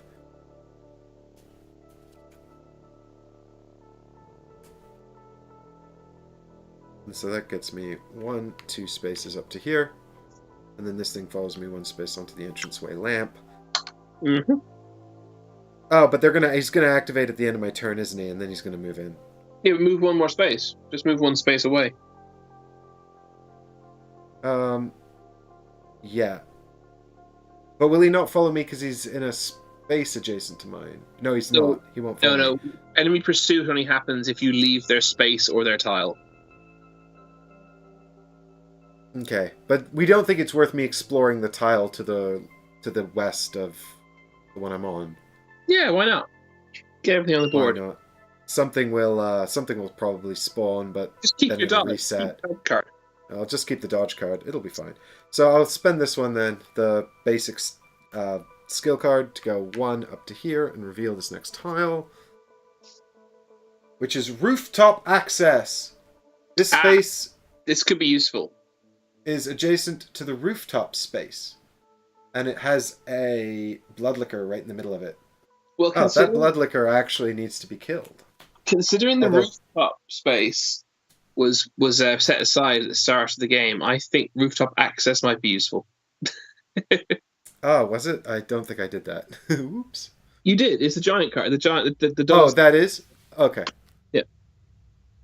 I suggest you orientate it so that it goes south again to keep the board neat. Yes. Yeah, let's turn the corner so it's going back down south. Like that. Oh, and that leaves the blood liquor over there anyway. Yeah. Well, although they're probably just going to come in and bite me, but that's fine. It's not an issue. You'll dodge him. I'll just dodge. And then do a damage to it.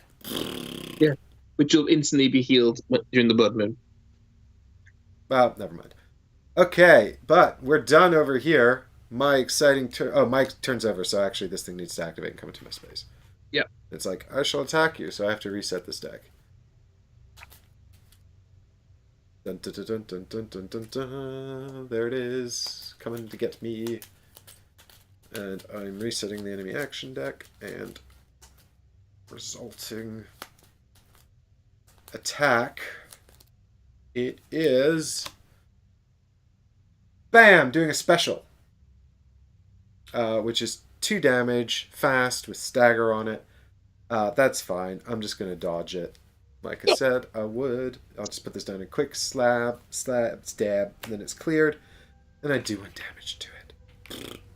How about your attack was ineffective? Of course, the lost Charm of Antiquity on the entranceway lamp does move north into that space. No, he doesn't, because he's No, he not. doesn't, because there's nobody next to him anymore. Yeah, sorry. Got away. Ha! Be gone, silly child of antiquity. So the real question is, do you have a plan to take out this blood liquor, Chris? I do. I do have a plan to take out the blood liquor. Now, I'm whether or not excited. whether or not I get stuck in that space, we'll have to wait and see. However, I'm hoping my lucky draw of Tireless will help me out here. Ooh.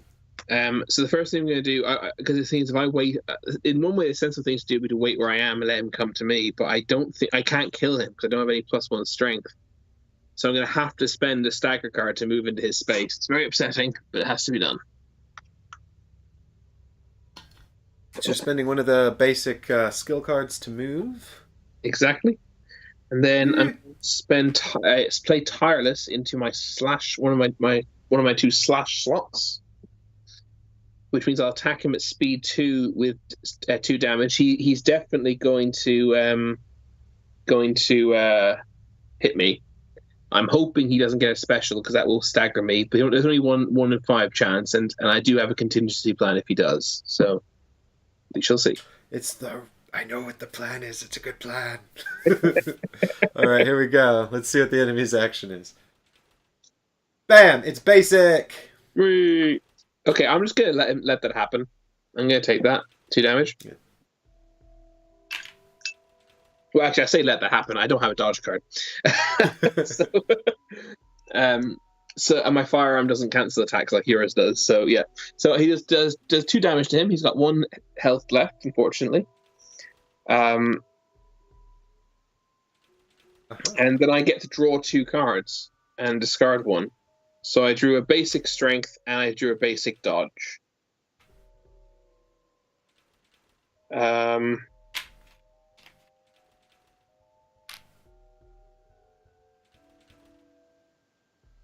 And it doesn't really matter what I keep, actually. So I'm going to discard the basic strength and keep the dodge. So I've now got a dodge and a stagger in my hand. Mm-hmm. And I'm going to attack him. Yogi Bear suggests, instead of that, why not use your psychological powers to befriend it? This isn't Undertale. Can we do Bloodborne Pacifist Run? My basic skill stagger into my speed 2 slash. I'm thinking of using my bulk paper. I think I will. I'm going to use the bulk paper to add 1 speed to it. Nice. So it's now at speed 3 with stagger, and because of the side of my trick weapon I'm on, stagger can affect enemy attacks at the same speed. So he will be staggered and not attacked. Yeah. But right, let's see. You need to draw a card anyway. It is basic. Hey. Okay, so he is staggered because we have the same speed thanks to my bulk paper, and I have a special ability which lets me stagger at same speed.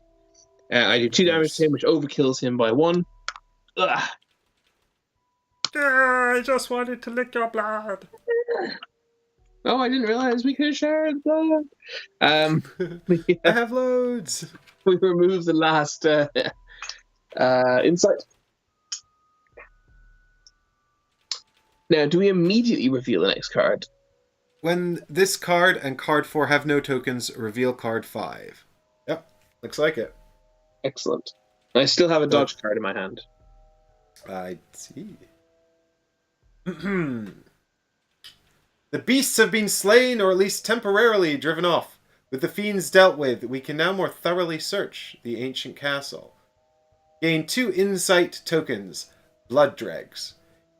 Nice. End a move on the library tile to reveal card 6. Okay.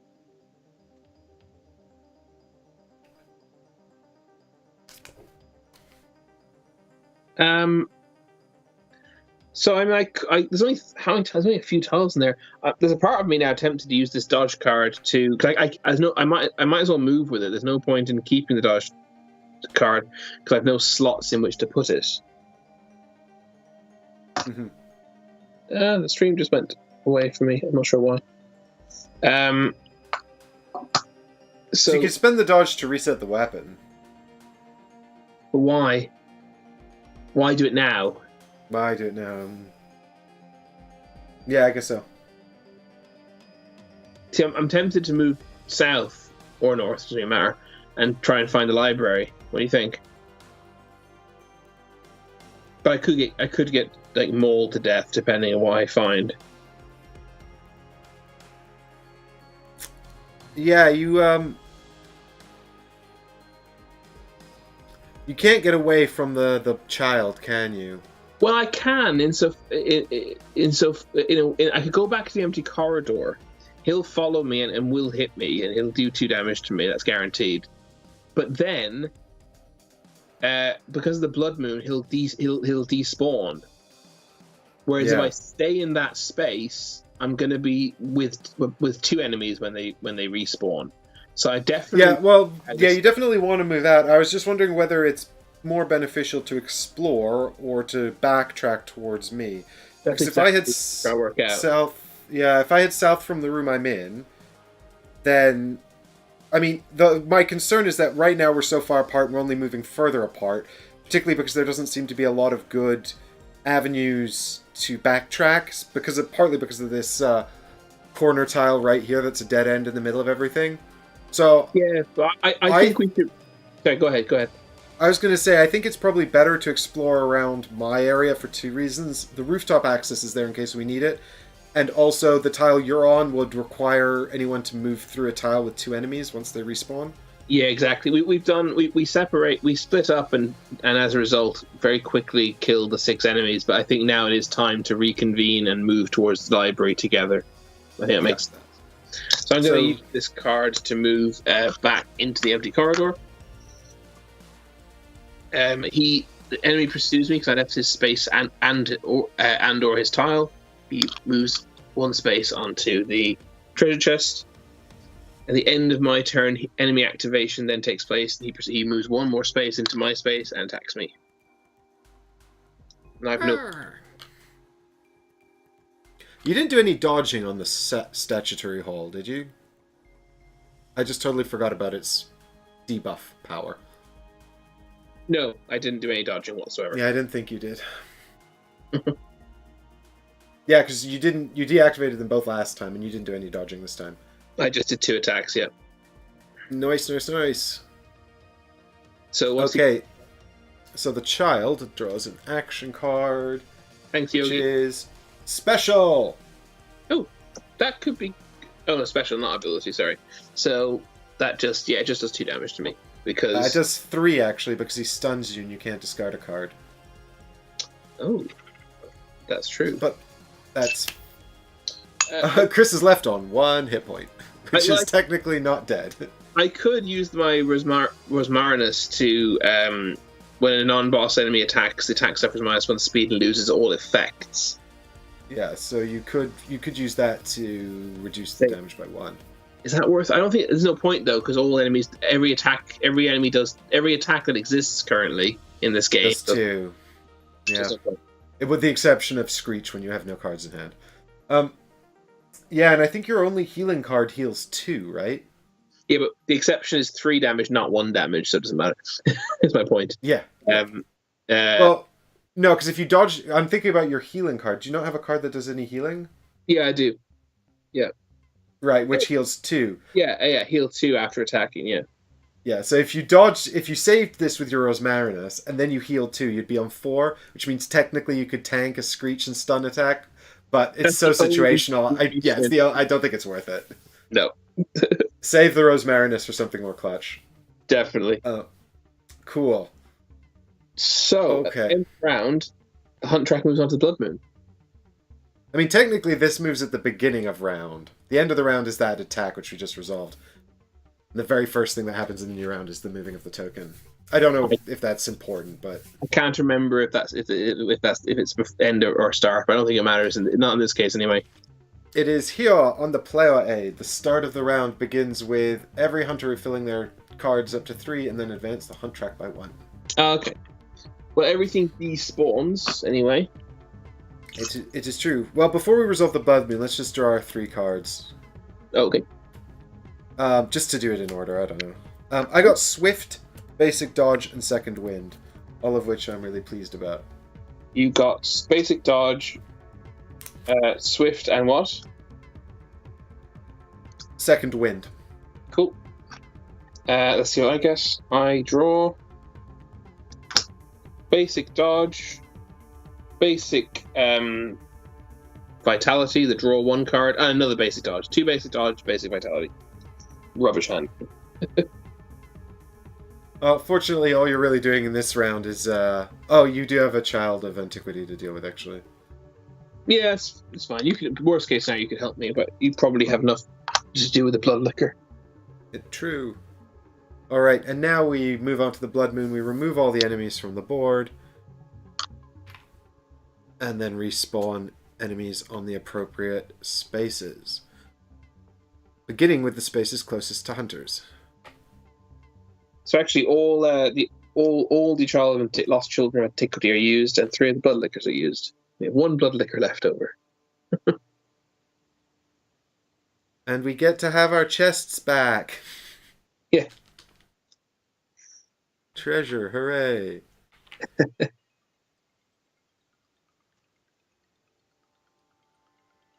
So the board is looking quite full and quite scary. That's fine. We're going to focus on one particular part of it, so hopefully it'll be right. Yeah, exactly. It'll be fine. Alright, who's going first? What's the plan? Well, I'll have to flip my weapon before I can do anything. There's actually, yeah, I'm not going to be able to do a whole lot. Yeah, you have to flip your weapon and then move into the central room. So maybe... Basically, my entire... I know what I'm going to do. There's nothing, I'm literally going to flip my weapon, move into his space, and then end my turn so I can dodge his attack. That's all I'm going to do. And then I'll kill him next turn. That's the only thing I can do. There's no other way around it. Okay, well, shall we resolve that then? Yeah, it's going to be super quick. Spend a dodge card, move 2 spaces into his space, spend a basic vitality card to transform my weapon. Take my Blade of Mercy apart into 2 swords, and then end my turn. So this also has the benefit of the first thing that actually happens is the Blood Liquor in your space moves into your space. That's true, because this Blood Liquor wants to get closer to you, because you're the active player. So that's actually enormously helpful for me. So yeah. Good thinking. So it's like, I want to see Chris. Oh no, someone's hitting me. I enjoy the Blood Liquor's voice. Oh no. This is unexpected. Now the Lost Child of Antiquity will attack me on his activation. I choose not to make my own attack in the combat. So if you could please flip a behavior card.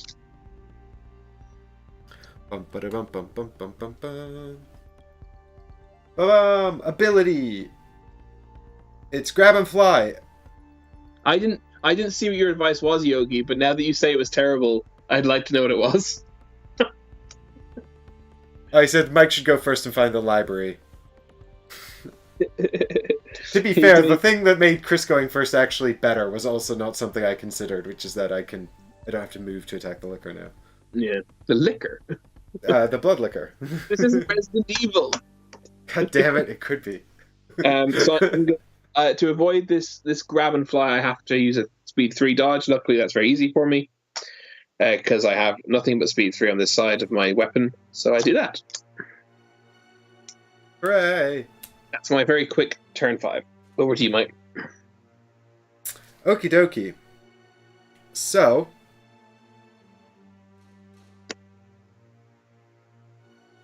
I've got a great plan. My great plan is this. I'm going to use my Beast Blood Pellet to clear Heavy Slash from my board. I thought you might, because you don't want those damaged ones, do you? This deals 1 damage to the blood liquor. And then you can use your swift to insta give him. Is that what you're gonna do?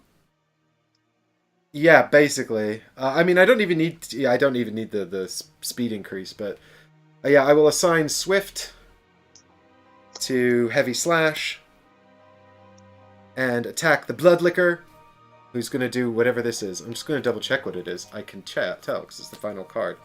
So it is a basic. I was just going to dodge it. I can just dodge it, so I will just dodge it. Yeah. So I shall spend my... So, we shall reveal the basic card. Bam! Oh my god, it basic! And I shall assign dodge to my quick stab, and then that clears and does another damage. Wow. And then I activate heavy slash at speed medium, which does 4 damage, which is an extra overkill of 1. It's super dead. No. I've got his voice now. What was his voice like? Oh, I'm really sad.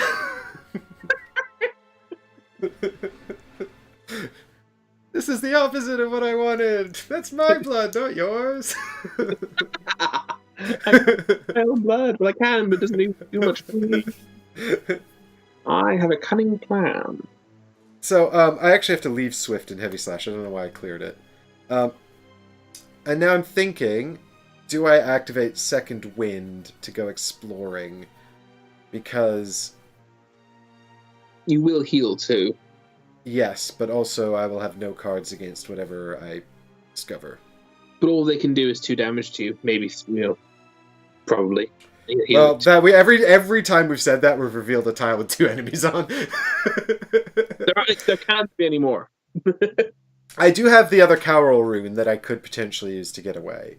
Yeah, exactly. Yeah, go on. Come on. Alright, so we will spend Second Wind then to do a move, and because this is an attack action, I can heal 2. So I can't remember who it was, but somebody was complimenting your Resident Evil 2 How to Play video. Oh, cool. Jesse Sledge, thanks very much, man. That means a lot. Those videos take a lot of work, and I'm very proud of them. I'm not sure if another video in the world exists on how to play the Resident Evil 2 board game. Maybe it is one of my most popular how to plays because I'm pretty sure I'm the only one that made that one. In fact, anyone I've ever met who recognized me from any of my videos on YouTube, like before they knew me, I mean, you know what I mean, right? Like whenever I bumped into anyone who knew who I was from YouTube, it's because they've seen that video. Actually, that's not true. There's one guy who watched how to play Century Eastern Wonders. But other than that. Okay, so actually this room is great because there's no enemies in it. Because it's just a T-junction with a chest. Found it. So I've just wound up next to the chest space. And it connects back into the central room as well, which is also kind of useful. That's super useful. Excellent work, team. Because that means if we were to die, we can now start. We can get back here more quickly now. That's good. Indeed. Yeah, because we haven't found any other lantern spots. Yeah, I'm starting to think there aren't any. Yeah, there might not be any in this dungeon, which is rapidly getting too big for my table setup here. I'm like, but there's only 2 more tiles. You should be okay. Well, the problem is the only other place to explore from here, the way I've oriented the tile, is... Actually, maybe I should have put it... I wanted to put it this way around so I could be on the chest, but maybe for the sake of table space, I should put it so that it goes south instead. I think you should, and the other reason you should is the rule that we spawn enemies from chests is still in effect, so you actually probably don't want to bother opening that. Oh, yeah, that's right. Yeah, you're right. I probably won't even bother with the chest, so let's, for the sake of logistics, quickly orient that tile. Jesse, I haven't made a how-to on the Bloodborne card game and Bloodborne board game, and I haven't done any setup and rules videos for a while, actually.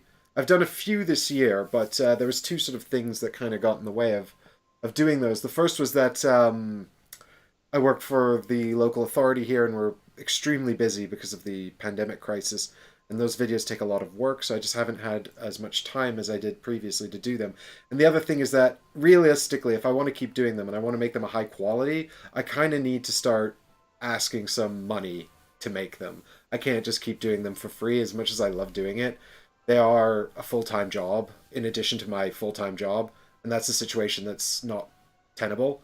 So I've been putting together sort of infrastructure with board gaming companies to start seeking commissions for those videos. And I've had a few. The How to Play Nova Aetas Renaissance video was a commission, and the I think that was it actually. No, the How to Play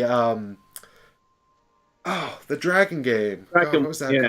Here be dragons. Here be dragons. Yeah, they commissioned me as well, and I've actually got another Nova Ludus Magnus Studio commission coming up as well. So it is slowly beginning to manifest, and I've almost finished the website, which is all about the channel and the content we produce and everything as well. So hopefully that will help sort of clear things up for board game publishers. And you know, if you like the videos, you feel free to comment on people's Kickstarter campaigns and things like that, and say, "Hey, this guy does good videos. You should get him to do some." It always helps me. But I really, and I will hopefully in the future have a chance to. I mean, originally I wanted to work on setup and rules videos with the support of the Patreons, so that you know they could feel like they have some input into what I teach them. But that's gone on the back burner for the moment, just while we resolve this pandemic situation and all this other stuff going on. But hopefully that'll be able to come back into the fore. In the meantime, the patrons do get to vote on the stuff we live stream. For example, Bloodborne was their choice for last month. And we're continuing playing it because everyone liked it and said it was cool. And also we liked it. Exactly. And as for the card game, I have the card game. I've never played it. And when I got it, I said to the guys, "Oh, we should play this on the channel." And they said yes, but then we just never got to because it's just there's just always new games coming out, and playing a game from a couple of years ago was hard to fit in. But maybe one day, we'll get to, because it takes not, 3 players. Yeah, it's I mean, I don't know when you got it as well. It might be pandemic syndrome. Obviously, we haven't been able to get together and film this series like we normally do because of these rules, but I would. It's another thing as well that's great about having the Patreons there, is they get to have some input into what we play. And you know, I take everyone's votes into account, even if the game doesn't win the vote for the month. You know, I look at what everyone's sort of asking for and things like that. And so, for example, last month I did Praga Kaput Regni, and you know, hopefully as the channel grows and more, I can put more time into it, we get to do more of that kind of stuff. What was happening in this game? No, that's the end of the round. You've just finished the round by moving into that space. Awesome. You move the hunt track on and we throw back up. Yep. Technically, we continue to do that in the wrong order, but it's fine. Whatever. Oh, my phone's trying to update. There we go. So I've got a basic... turn that off. I got a basic skill card right here. Basic dodge card. And the leaping strength card, which enables me to move and attack. That could be useful in a minute. It might be. I might let you go first, actually. I drew my last 3 cards, which is also... I've also got a leaping, and I've got a basic strength and a basic skill.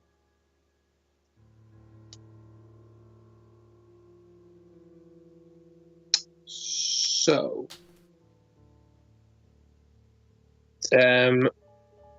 as long as this Lost Trial of Antiquity doesn't draw a grab and fly, I'll be alright.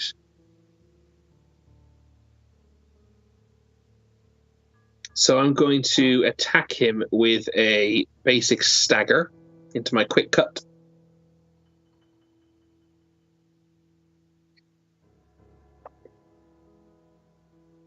Fortunately, he's 4 away from the statutory hall, so he'll actually fly you into the right of the entranceway, or the east of the entranceway lamp. Yeah, which wouldn't be too bad. Yeah, it's not the end of the world, unlike the statutory hall, which would really suck because it's far away and full of enemies, and there's a debuff. I just got away from there. Difter, I don't want to hear anything more about U-Boot, okay? If you knew how much work I'd actually done on that. I promise it's coming. I know I've broken every promise so far, but I've actually seriously got it set up on my other table almost the entire time, and it's so inconvenient. And every time I sit down to play it, I have to remember how to start, and it's so hard. I always vote for Nemesis. This is true. Margot loves Nemesis. Okay. But also, actually, that reminds me, Mike. When are you going to do U-boat?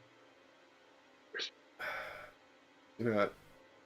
You want to back up your U-boat? I have to keep my promise to the viewers that I will keep reminding you every stream.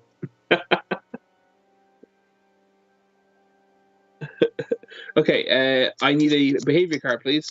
The thing about U-boot, it's not so much that the rules are hard to learn. I mean, don't get me wrong, they're not simple, but they're also not as complicated as some stuff I've tackled on this channel by a long stretch. But Haggers has got your back on the U-boat front, Chris. But the thing is, it's actually the hardest part of the game is learning how to do it successfully, because it's a full-on simulator. It's not like sort of a fun cooperative. I mean, it is a fun cooperative experience depending on your perspective. That's subjective, of course. But what I mean is, it's not designed to be sort of like a fun, light-hearted cooperative romp. It's you could, if you play the game badly, just sail off in the wrong direction for the mission and spend the entire game just navigating the seas and getting completely lost and nothing happens, right? Or you go too close to some land that you weren't even supposed to be near and then airplanes blow you up. So there's this whole like sort of simulation element where you have to be successful at navigating with the and that's the bit that I suck at, and I think it's partly because I don't really understand how submersibles work, and I don't really know World War II that well, so I'm like trying to learn like in addition to the rule book, the game comes with a much bigger tactical guide, and there's elements in the tactical guide like if you're dealing with airplanes, here's what you have to do. If you're dealing with a convoy of enemy ships, here's what you have to do. If the vanguard of the convoy is a merchant vessel, here's what you have to do. And it's remembering all that kind of stuff that I just like that's so difficult, and I don't want the stream to just be me, crashing into the beach somewhere, and then that's it, I mean, you promised to do it. You didn't promise to do it well. Yeah, but also it was the game they voted for in December, which is the first time it actually won outright. So now I do actually have like a ticking clock on like when I'm sort of going past that vote. But anyway, here we go. Enemy action deck reset. Turn 1, Mike crashes into the beach. Yeah, exactly. No matter all my efforts and everything. Turn 1, just beach myself. We all go for pina coladas. It's basic. Yeah, basic. Well, he's staggered because I'm going at speed 3. It's a 5-minute stream, Yogi Bear. I literally just streamed me crashing into the beach, and I'm like, well, I did it. You happy? Bye. So he is, so he's got 1 damage only on him. Sorry, Chris, what did you do? I staggered him. Right, because you used the basic skill? Yeah, you've put it in the wrong place, though. You put it in my finisher, have you? Oh, no, you haven't. Sorry, you haven't put it anywhere. Sorry, I didn't put it anywhere. I was too busy talking about you boot. Okay, cool. So you stagger him. Yeah, that makes sense, because basically, unless it was grab and fly, like you said, you're fine. Yeah. And then I'm going to use my basic strength in the combo finisher. So he takes 1 damage, right? Yeah, and then the combo finisher will finish him off because it's going to do 1 damage plus 1 damage plus 2 damage for the fill slot. So this is actually insta kill him this time, but it wouldn't have last time. So he then, I need another behavior card, please. Bam! It's ability. Grab and fly. That's annoying. That's fine. He does it. I can't stop him from doing it, so he does it. Oh, that'll kill me. Oh no. Well, I guess you're only on 1 hit point, so I mean, you could use the Rosmarinus, right? No, it's not an attack. I don't think there's anything you can do about it anyway. Yeah, I don't think so either. I think I'm dead. Well, I don't know, because what happens first? The combo finisher or the ability? They happen together, right? Because they're both speed 3, so we both die. Okay, so, I mean, and it doesn't actually matter where you die, right? Where Does he just fly... Well, he'll fly you over here, and then you'll both die. Yeah. So, that's fine, I guess. I mean, it means we take the hunt track on twice, which means that things Next are turn's going to be a blood moon, but that's fine because you're just going to move down and hopefully find the library. So yeah, we haven't done a whole lot since the last blood moon anyway. Yeah, I mean, I think when they designed this, they expected you to die at least once, and we've done really well not to die yet. Should I tick on the blood moon, this moon twice? Yes, I just have done so. So we're one away from a reset. Okay. Right. Well, seeing as how that's going on anyway, I might as well just sort of keep exploring. Definitely. I can't prepare an attack with leaping, right? Like right now? No, because you've nothing to attack. Okay, here's my new plan. I mean, oh god, though, everything's going to reset in a minute, right? Yeah. So you might as well find the library. Yeah, but I'm thinking maybe I should also grab the loot in the chest. Oh, that's 2 cards, though. Yeah, and it will spawn an enemy. Yeah, but if the enemy's going to reset anyway, I can just kind of run away and then it'll go away forever. True. Because, but I think we're halfway through our timer. I think we need to find this library quickly. Yep, I'm in agreement. Okay, so I'm going to use my...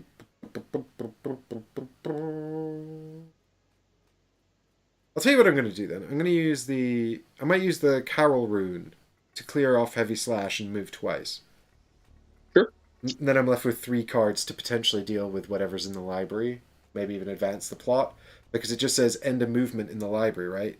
Exactly, so if this tile is the library, I'll have 3 cards to deal with whatever card 6 is. Good thing. Before everything resets. So, Carol Rune of Guidance, clear 1 slot, move 2 spaces. So I'll clear off Heavy Slash. The loot's pretty good, Yogi Bear. It just depends on circumstantially good, right? So he could get something that's really useful for now and also get something that's useless for now. But the loot is good. The library! Yay! So this has got a treasure chest in it, and that's it. And it says draw 3 and select 1 card, and then shuffle the others back into the deck. I shall place this so that I move into the space with the chest. Okay. And then I'll loot it.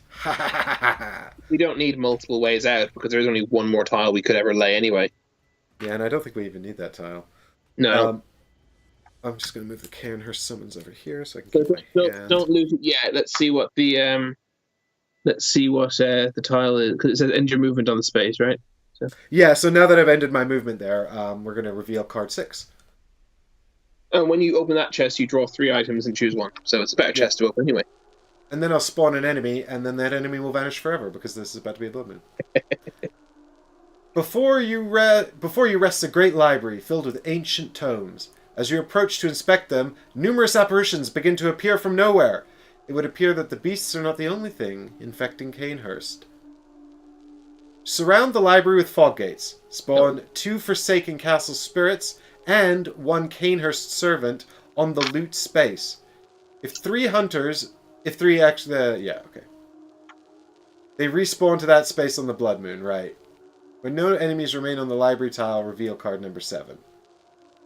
Well, there's no point in starting to attack them now because they're going to heal. Well, unless you can... Yeah, they're going to respawn. So unless you can kill everything. Have 2 insight tokens that are blood dregs. I forgot to keep track of that. I did, don't worry. Where are we keeping our blood dregs? On the blood dregs card. Yeah, there we go. Cool. So 2 castle spirits, and we need to fish out. I had a feeling I kept the box this time because I had a feeling enemies would appear that weren't, necessarily going to appear. Yeah, I suspect these enemies are going to be harder than the enemies that we've faced so far.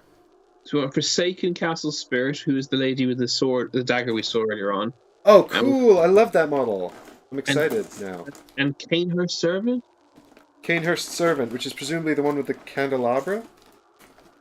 Or is that the big dude with the crown? There is no such thing. There is no such thing as Cainhurst Servant. It is presumably meant to be Cain Servant. God, how presumptuous of you, Chris. Well, I don't have a card that says... I don't have a Cainhurst Servant, do you? I don't think so. I'm just having a look now. I mean, presumably that's a typo on the actual enemy card, right? Oh, well, Cain's Servant. Cain's Servant, yeah. It's clearly meant to be Kane's servant, but not the knight. I'm just checking to see if there's a boss card. But I've only got Martyr Logarius, and I don't know who the other one is. The Queen of the Vile Bloods, it'll be. Okay, well then. Yeah, it must be Kane's servant. And Elise, that's her name. Yeah. See, I know my Bloodborne lore. Some of it.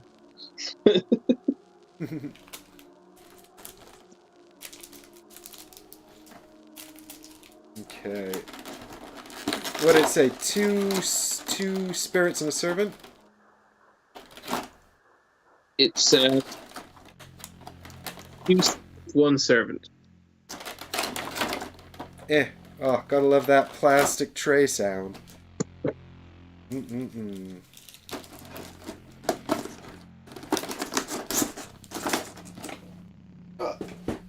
Alright, so it's our lady with the candle from earlier.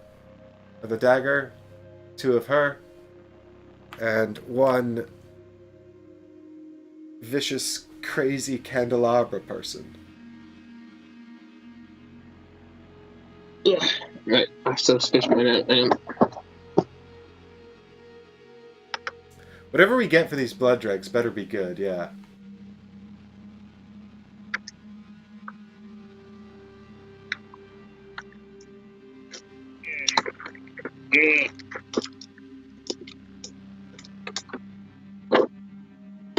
My God. Medieval spooky person. This person looks like he should be fairly easy to kill. I mean, they all have 3 hit points on both sides. So I guess we should randomize the side next, actually, so I don't have to show everyone both sides. Oh, and they all spawn in my space. But I still have 3 cards.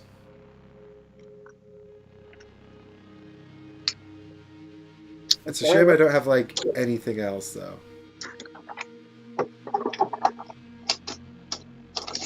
Yeah, they're all going to reset in a minute anyway. Alright, which side are they on? What? How are we going to do this, then? Alright, Chris, I'm holding a card under the table. Tell me top or bottom. Top. Okay, so the Forsaken Castle Spirits on the side with Scream and Ethereal Form. Okay. And is not in focus at all. So she's got a basic dagger attack. She's got special Scream. All hunters within 1 space suffer frenzy and stun. If they're already frenzied, then the spirit will then do a dagger attack in addition. Ability. Ethereal Form. Block all wounds from the hunter's attack. After resolving all attacks, the spirit activates again. When the spirit activates, place it in the hunter's space. And that's just a general thing, so I guess it just kind of activates and comes straight at you. So, they're not very nice. Presumably we're putting her in slot 3, and the next guy in the mysterious slot 4. Yeah. Let's do that. Alright, I've randomized the card. Are we doing top or bottom? I suppose we should go bottom this time. Alright, so this is the side with Blowgun. He's got a basic Cane Strike. He's got Blowgun, which does poison. It's slow. At slow, before the hunter's attack, move the servant 2 spaces away. Ability Corruption. Hunter suffers frenzy. After hunter's attack, activate all Forsaken Castle Spirits within 1 tile. When the servant activates, if it's not in the same space as the hunters, it moves 2 spaces away, within 2 spaces, and uses the Blowgun.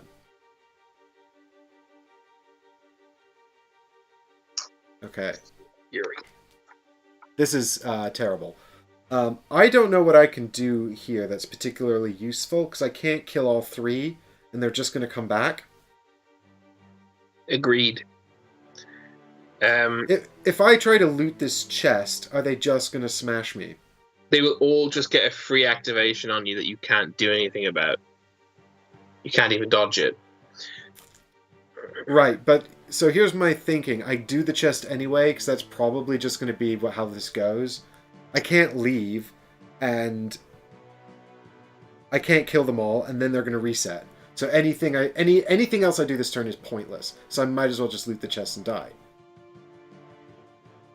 Because otherwise they're just going to activate at the end of my turn, and potentially I can survive. There's Maybe. Agreed. There's no benefit in you attacking. There is benefit in you surviving. Yeah. Because then because obviously it saves 2 ticks of the track. Because if you if you die, it ticks us on. Okay, so you're suggesting I basically just end my turn now. Well, you only have 1 dodge, so realistically, what's actually going to happen? Realistically, you're going to take. Well, I've got a dodge card, and I've got the basic attack with stagger, which I can do on their turn. So I can probably dodge 2 of them. Oh, you used that, didn't you? Oh, well, did you transform your weapon and get it back? No, I used Cowral Rune to move. No, you used your repeating pistol, I'm saying. What? I haven't used the repeating pistol. You did. Oh, no, sorry. No. I've got a basic skill card with stagger. That's not good. Yeah, I can use it. Huh? That's no, but when they activate, they'll attack, and I'll have the opportunity to attack and use it. Oh, okay. Sure. So what I'm saying is I end my turn now. I can probably dodge 2 of them, right? Because I've got a dodge card and 2 fast spots. And I can use the basic skill card to stagger one of them. That probably makes sense then, because then next turn you can start whacking them, right? Yeah, provided the Cain's servant doesn't get his corruption ability. Because if he does that, I'm effed in the B. Because then he activates the spirits again. Yeah. Yeah, well, let's hope he doesn't. Fingers crossed. Yeah, the castle spirit is the mother of the lost children of antiquity. All right, so you end your turn. First thing that happens is one of the spirits attacks you. So you have to. Are you going to attack her with the stagger?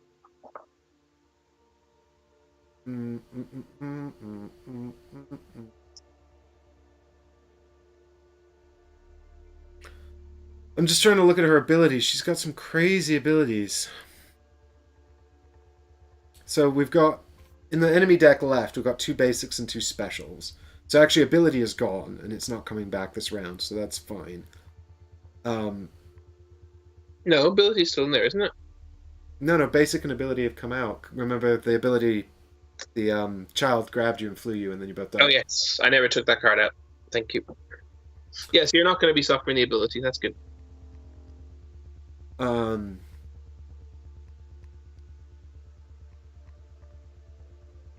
Yeah. So. Well, hold off on your stagger then for the Cain's servant, because the Cain's servant's 100% guaranteed to be something that you can stagger. Yeah, whereas I might not be able to stagger the special. So exactly. So just can I even dodge the special? No. Okay. Well, then I'm just going to get frenzy. Oh, but if I get stunned, well, I can discard leaping, which is fine because I'm not going to use it. Okay, cool. But bam, it is the special. Okay, so I get frenzied and stunned. What does frenzy do again? I can't remember. It says it over here. The hunter suffers +1 wound from all attacks. Remove the token when you go to the dream. That's fine. I just won't take any damage then. And I'm stunned, so I have to discard a card, so I'll discard leaping. And then it is the attack from the second Forsaken Castle Spirit. So see what it does, and if it's a basic, you can dodge it.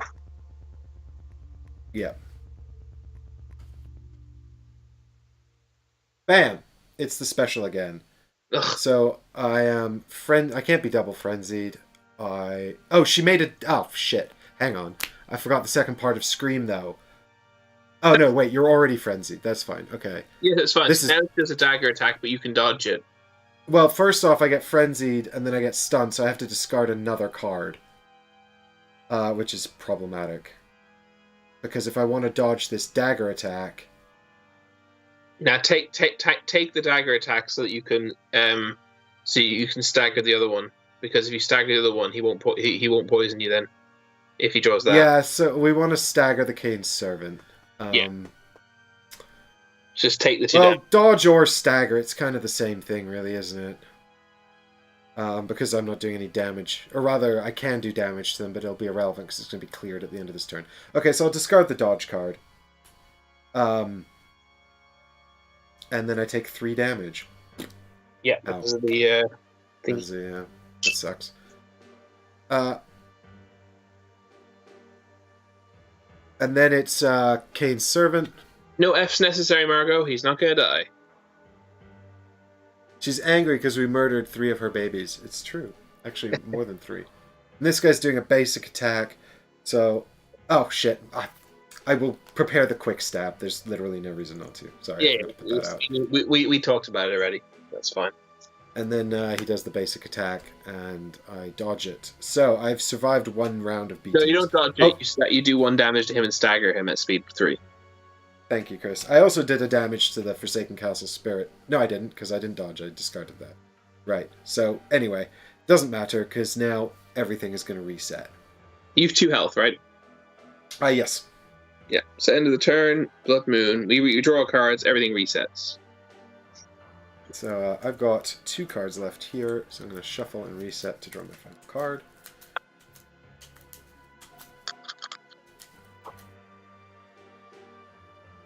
Chris, I've got you with 2 cards on your transforming weapon. Is that right? That's correct.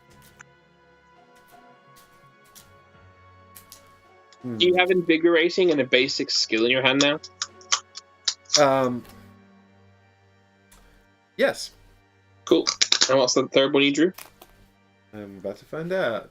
There we go. These are the 2 I've got, which are actually both really useful right now, so that's good.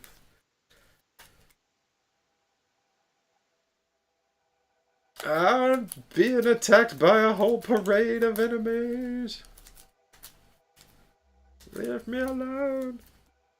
I don't know why I put a fog gate down here, because this isn't actually a door. Oh yeah, I did that too, actually. What'd you draw? It is... Oh, please, please, please, please, please be swift. It is... another dodge. Okay. Actually, clear my board. I just realized I'm dead, so I am my trick weapon. Yeah, and you actually reset, don't you? Yeah, I get full health. Alright, alright, alright. So I'm gonna shuffle up and draw 3 cards.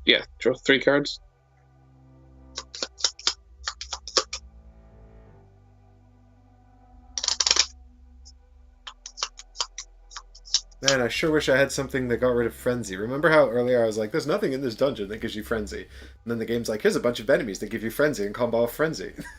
Thanks, game. Just couldn't let me have that one, could you? So, yeah, yes, Yogi, the items are useful. Rather upsettingly, I drew all basics, 2 basic skills and a basic dodge. But you got your Augur of Ebertest back as well, right? Yes, I do. Ebritas, but yeah. I'm going to keep saying Ebertast because I have first information bias.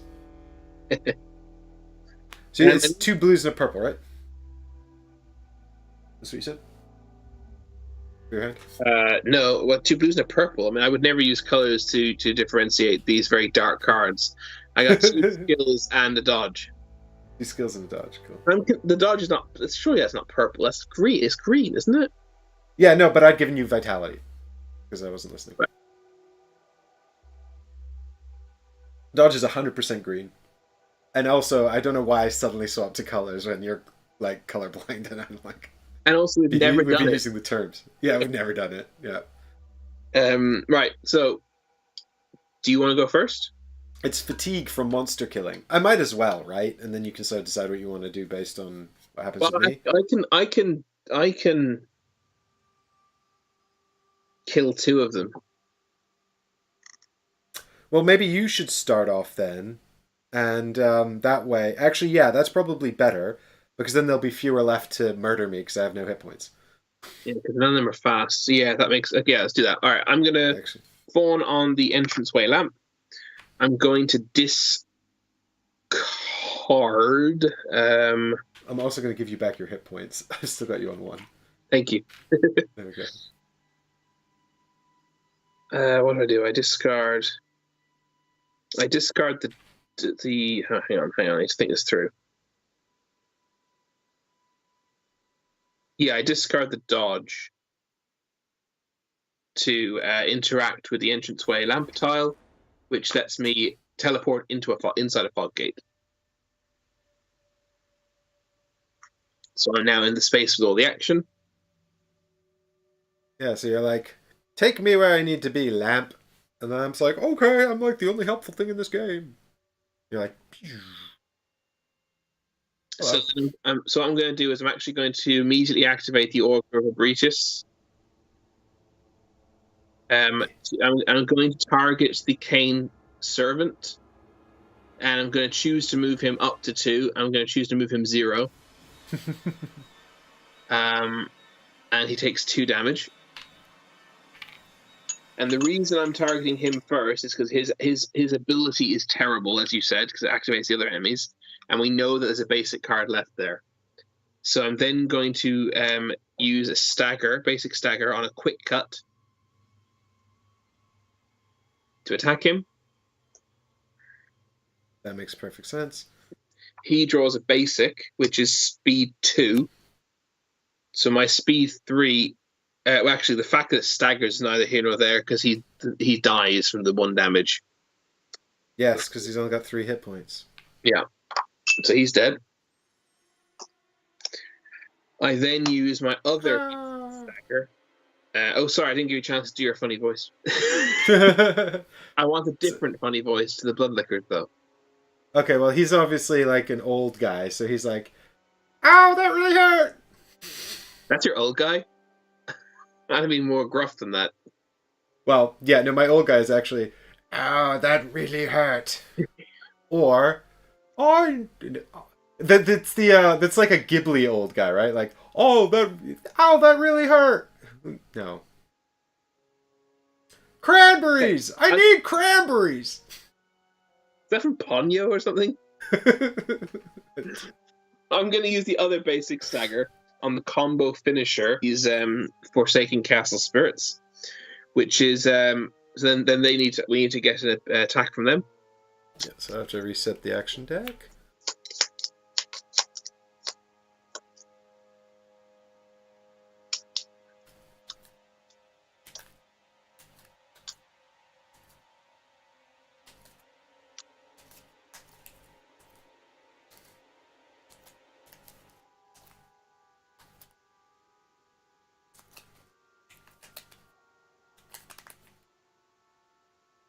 This isn't even the end of this. No, I don't think so. Amazing.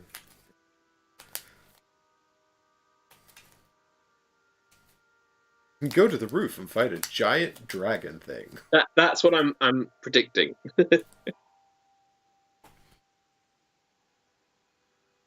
Special. That's fine. Oh, it's not. It's a scream, isn't it?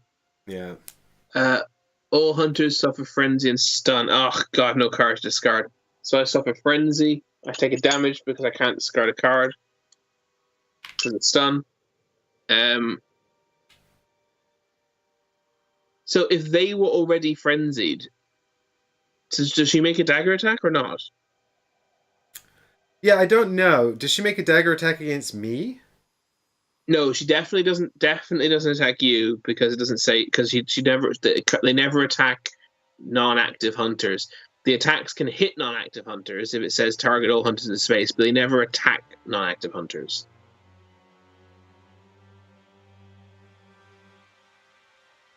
Then I think that probably she doesn't because you weren't frenzied.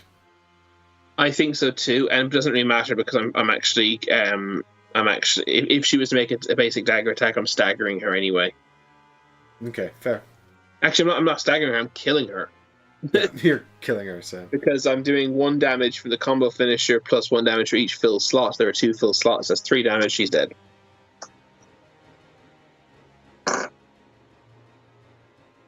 Oh, that really hurt. So I'm hoping you can kill the last one with your stuff. Yeah. Me too.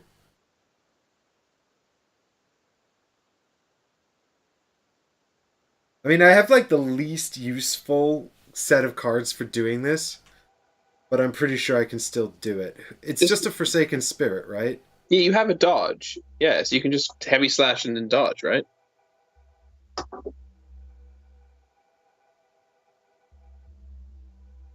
Yeah, except if she does a ethereal form,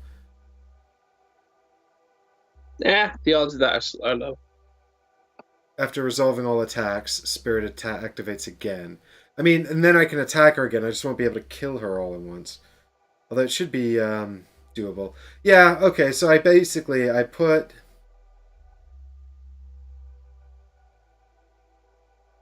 Yeah, I mean, I still think this is doable. It probably just costs all my cards. Um, I'm just wondering if I should refresh my repeating pistol. No, because if she does a basic attack, you can dodge it.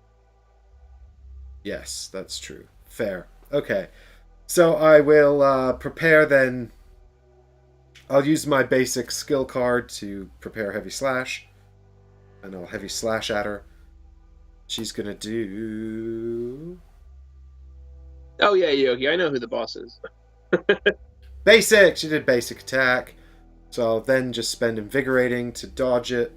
I clear the slot which does a damage to her, and I heal 1 damage on myself, back up to 3. But then also I do another 3 damage to her, which kills her outright anyway. Yeah. Although Yogi, what I don't know is if you fight the boss at all in this side mission version of Cainhurst. I can't believe you didn't take my dagger. I like the deep voice. That's how they get you. So I can't in the way you least expect. I can't help but notice that there are no enemies remaining on the library top. This is correct, which means we must reveal card 7. There's still a lot of cards in this deck, and I feel like we haven't had many branching options. Yeah. Hunt mission. The endless barrage of spectres appears to cease, leaving the library in an unsettling silence. The tombs revealed numerous secrets of Cainhurst, previously lost to time. In your search, you also happen upon a hidden lever. Flipping it, you hear the far-off sound of mechanisms at work. Gain 2 blood dregs. End a move on the rooftop tile to reveal card 8. Boom! We called that! We know what do. Presumably the fog gates also disappear now. Yeah, because all good, yeah. Alright, well, then, thoughts on me using my last card to go into this chest? Yeah, I think so. Yeah, I think that's probably a good idea. And then also maybe I'll get something that cures Frenzy. At least you have one in your deck, and I don't. It does spawn an enemy, doesn't it? Oh, God, you're right. Ugh, that's so annoying. Unless that's gone now, but I don't think so. Where does it say that? I can't remember. Someone said in chat last time, but when you're meant to discard cards, but I'm just checking because we should discard it too. Yes, actually, I think it is done because we've discarded this card and moved on to the next card. So I've actually discarded the card that does that. And we're actually on card 8 now, so all the previous numbered cards should be gone. are they? Are they definitely gone though? Yeah, I'm pretty sure. It didn't say. I'm sure it said that. This is. We're gonna look that up again. Top of page 11 was it from last time? I can't remember.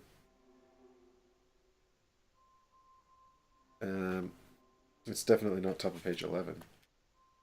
And I want to say 18. I'm really just pulling numbers out of my head. It was the top paragraph on the right page of a card. I could be completely wrong, actually. God damn it.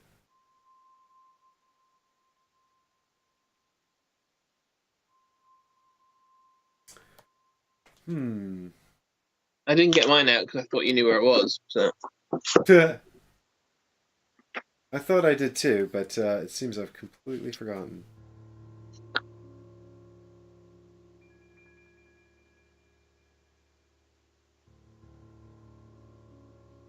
The mission card also indicates if completing the goal of that card will also complete the mission, or if it will simply reveal the next mission card. When a new mission card is revealed, read the story text first, then follow the instructions. In order to advance, you must meet the criteria in red on the bottom of the card. Unless otherwise specified, discard completed cards. Okay, cool. Yeah, go ahead. So, loot the box. Loot. I shall do the looting. Boop. You also need to transfer your weapon at some point, actually. We can do it next turn, I guess. Yeah, I mean, I've only got... I've only got the heavy slash occupied. But it's the only good part of this side, so... We got antidote. Draw one card and remove a poison. No, you don't have... Hang on, you don't only have a heavy slash. You also have quick stab. The leftmost quick stab should have a stagger in it that you did the time you were trying to survive. You've obviously cleared it. Oh, I think I cleared it by accident. My apologies. Stop clearing cards unless it's a dodge. I know, it's so... What consumables did you draw? Okay, I have drawn antidote, throwing knife, and blue elixir.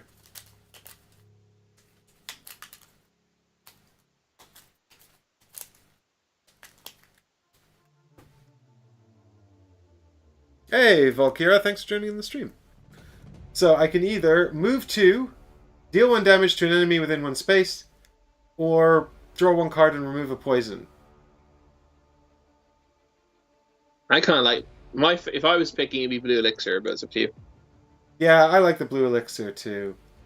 Although I quite like the antidote because that's basically the same thing, but it also does something else. Yeah. Because you can draw a card and then just discard that to move 2. That makes sense. In fact, the blue elixir is just kind of worse than the other. Yeah. Plus also I might draw the card that heals me.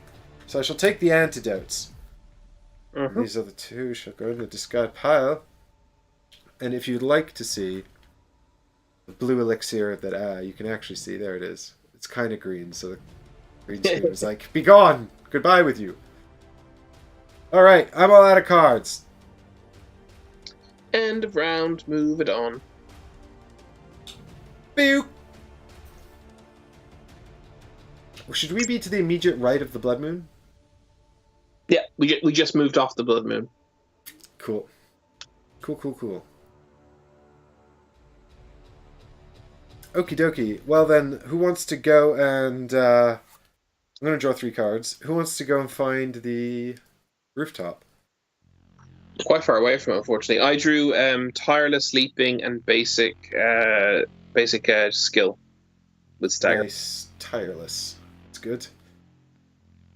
Leaping and basic stagger. What'd you get? I got basic strength, basic skill, and basic endurance. Which is dodge, right? It is. Sweet. So, okay. 1, 2, 3. unfortunately, tireless, you have to use it for an attack to remove the frenzy, right? Yeah. That's a bummer. It is, and I mean, we're gonna have to. It'll take 3 cards worth of movement just to get to the roof. Mm-hmm. But it is worth doing, probably.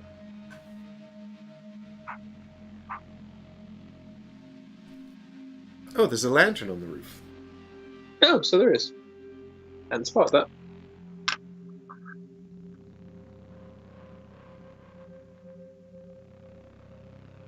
Unfortunately, that means it's now equidistant. We could either go from here or here. Except here we have to spend an extra card to interact.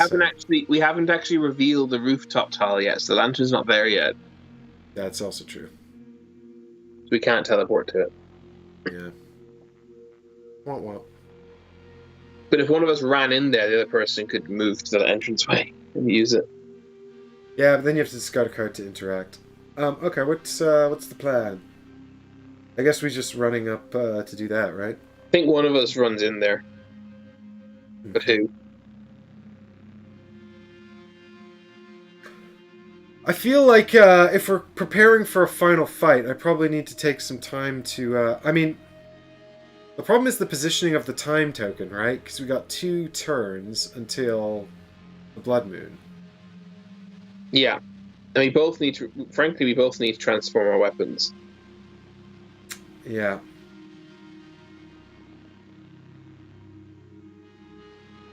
So if I transform my weapon, and then I can go 1, 2, 3, 4.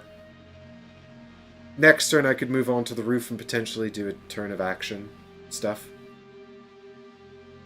You're suggesting moving forward? That would put moving into the Bloodlicker space, wouldn't it? Oh god, the Bloodlicker's there, for God's sake. Did you not put him there? I forgot. I actually forgot to respawn literally, like, the 2 enemies we killed.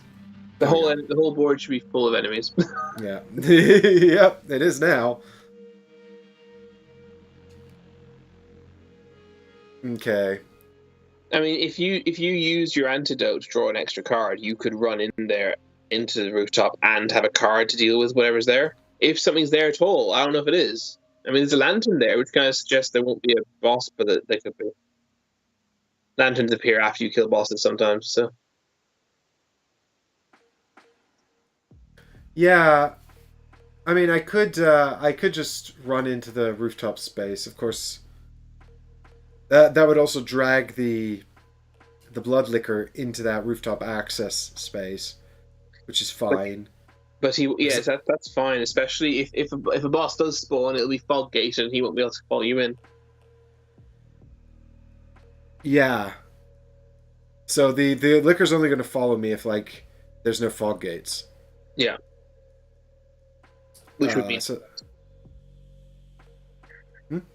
which would mean no boss, so it'd be okay. Yeah, unless it's like spawn a million spirits and things. No, if it does that, it'll be fog gated. Oh yeah, okay, that's fair. Yeah, because there's no spawn points on the rooftop either. Okay. All right. Yeah. So I guess I should just do that, right? I think so. So wait a minute. I'm giving up a card to reset my weapon, and then I'm using the antidote to draw another card. Oh, in my head, you weren't resetting your weapon this occasion. Oh. Wait. If I have 4 cards, I go 1, 2, 3, 4. That's 2 cards. I'm left with 1.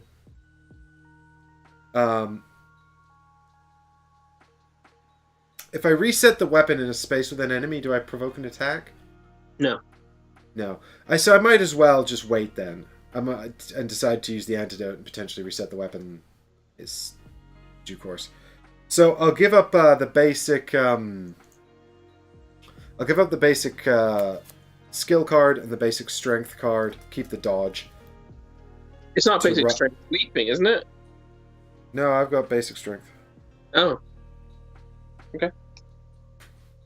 I've not seen any. The only special card I've seen so far is Invigorating. So if I give up those 2 cards, I go 1, 2, and then 3, 4. Right, and now I actually have to spend another card to move on to the roof, don't I? Yeah. Okay, so I'll spend the antidote then, I guess, now to draw a card, which is another basic dodge card. So I've got 2. So I'll spend this one to move on to the roof.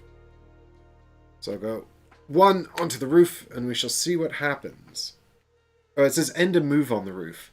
Should I move again? No, end a move, it says, right? Yeah, so I've got 1 more space of movement. Does it say end a move on the rooftop tile, the rooftop space? On the rooftop tile. Yes, you're fine. Right, but if I end my... But I'm thinking... Ooh, let me get the thing here, so where you guys can actually see it. I'm just thinking, like, do I want to be... I've got 1 more space of movement. Do I want to use it? Right? Because I spent 1 to move on to the lantern space. You can move between... So I was thinking you had to move to the... forget it. The space with the chest in between us and the Bloodlicker, I wasn't spotting that. I was not spotting you could move through the columns. Ah, okay. Do you want? Yeah, move into the lantern space. Why wouldn't you? Well, no, I automatically move to the lantern space from rooftop access. So then the question is, where do I go from here? Like, I I've was got just one say more that. point of movement. Yeah. Oh, it's adjacent to that space, is it? Yeah, it says it's adjacent to the lantern space. Ah, interesting. Which is confusing because there's like two spaces which are Yeah, doors. yeah. I presume this tile has functions in the campaign where you're not going via the rooftop access. Yeah, I imagine so. I don't know. It's up to you if you want to move another space or not. There's no way of knowing, so it's a kind of a pointless question almost. Do it. I'm going to move on to it just in case it's like, if you're on the rooftop space, trigger a thing. You know? And I don't have to move another space. Forget it. I'm in the middle now. I'm ready for card 8. You're dead. You emerge onto the castle rooftop, the wind biting cold upon you. In the distance, you see a strange figure sat upon a large throne in the middle of the rooftop. As you move closer, the figure stirs. Spawn Martyr Logarius on the rooftop. Lantern space. Slay him to reveal card 9. You shouldn't have moved. God damn it. It's fine though, because you can dodge at least.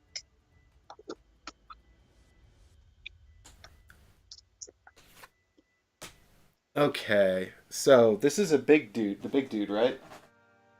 This is a dude. boss, isn't it? Yeah, this is a full-on boss. Uh-oh! So, for 2 people, he has 15 hit points, and he's like, not very nice looking, but I was once. Cut the tail of the gargoyle. Yeah, it's the wrong rooftop.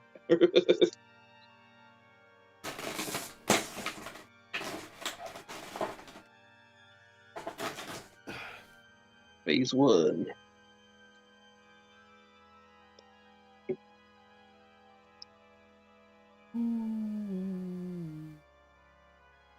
Did you get the phase 1 cards out and shuffle them up? My character's like, who's up here? I love how I ran right past him and didn't see him. Yeah. I just noticed it doesn't say spawn fog gates, despite the fact this is a boss battle. That must be an oversight.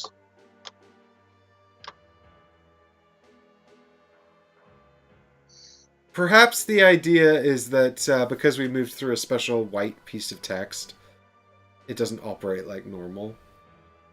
Like normal doors, you mean? Yeah. Well, because Yeah. otherwise the blood liquor would follow me onto the roof, right? It'd actually be in the same space as Logarius. No, he wouldn't follow you onto the roof because you. No, because I ended my movement on rooftop access, so he would have followed me into rooftop access. Yeah, and then he would have would. followed me into the lantern space. He is in there with you then, because the fog gate definitely didn't spawn until you read the card. But if fog gates do spawn, then you clear out any enemies not mentioned on the card, right? Do you? Yeah. There can't be any enemies not mentioned. So either there's no fog gates and the liquor's up there, or there are fog gates and it's not. I mean, I think there have to be, because that's how the game works. Yogi Bear says he's got no path. Is there something? Because it's a special rule, the rooftop access. Yeah, is there a specific thing that says when an enemy follows you, it follows you through spaces? Like, of course, there isn't something as specific as that in the terrible rulebook that came with this game. You're right. It does say here this space is adjacent to the rooftop lantern space. I don't think he should go in there because it's a boss room. That's not how it works.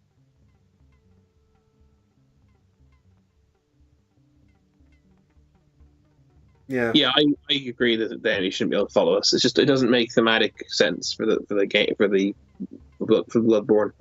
That never happens in the game, right? No, exactly. Okay. I mean, that's what the fog gates are trying to simulate. They're trying to simulate the fog gates from the video game. I like how it's ambiguous and the rules are like, don't rule in your favor, but we're like, but meta-knowledge video game, let's rule in our favor. I'm pretty convinced this is an I'm pretty oversight. convinced, yeah. And that it's meant to be a fog gate.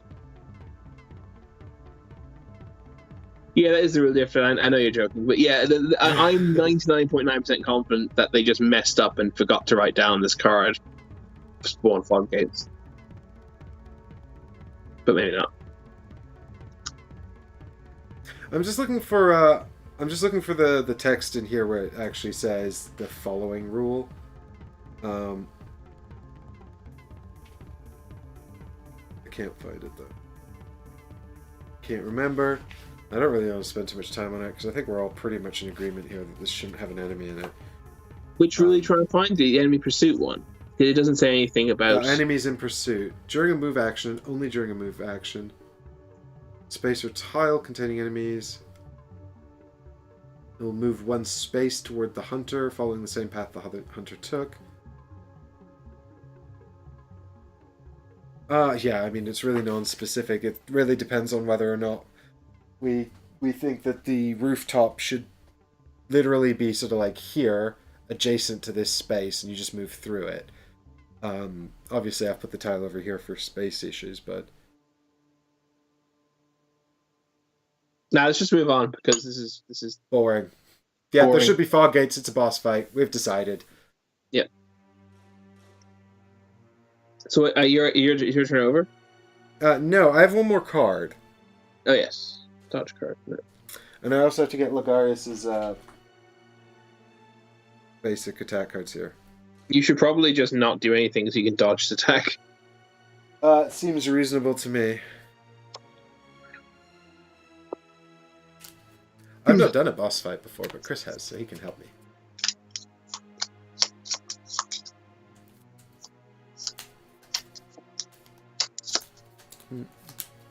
Quick, Chris! Come save me! I'm in trouble. I mean, I can't. Not very quickly. Oops! I'm gonna die. Then he's probably gonna reset. Shit.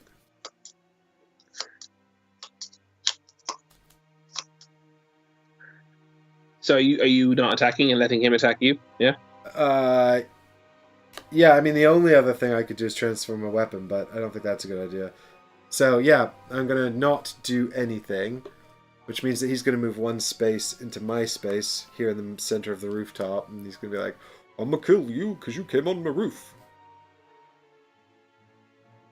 And I'm like, no, evil Santa, don't do it. And he uses homing skulls. After their attack, the hunter suffers 3 damage. The hunter may dodge to reduce this by 1 for each speed of the dodge. Aha! That's perfect for me, because I've got a dodge at level 3. No damage. No damage. Damage. Unless, of course, I actually take 4 damage because I'm frenzied. Is this an attack? No. No, it's attack. not No. It's an ability, isn't it? It's an ability. It's an ability dodgy. Yeah. Okay. Neat. All right. Then it is your turn, sir. And he takes 1 damage. Yes, he does. Thank you, Yogi. Oh yeah, because I cleared a dodge. That's true. Excellent. Just 14 to go. Okay, so here's the thing. I can't get in there and hit him. So I think I should just prepare to get in there next turn and loot that chest en route in case it's a useful item. What do you think? You can get in there and attack him. How? You can use Tireless and the basic skill card to move all the way to rooftop access, and then you can use Leaping to make a move action. That's a good idea. Attack. Yeah, I'll do that. Good thinking. Although it's going to leave you. He's going to attack you, and you're going to have nothing to do with it. Nothing I can do, and he'll have and I can't transform the weapon, and I'll have full weapon, and yeah, It's probably not a good idea. I mean, it can be done, but it's probably not a good idea. I'm only going to do 2 damage as well. Yeah, because it's a quick cut. Not the Do you know what combo I think I'll finisher. do? I think I'll do neither plan that either of us came up with. I think I'll do a high. I think instead I'll move. I'll spend 2 cards to move. So one card to no matter which card I spend to move into the chest. Another card to move the entranceway lamp. Oh no! Because the enemies gonna come and attack me. This is a terrible idea. Only one of them. Yeah, but he's still gonna attack me and actually hit me. Yeah, the Lost Child of Antiquity. God's sake. Also, I seem to have confused our 2 models. Apparently, you're on the roof fighting Logarius. I don't know when that happened. Sorry, folks. Oh no, this is disastrous. Now look, it is correct. Oh no!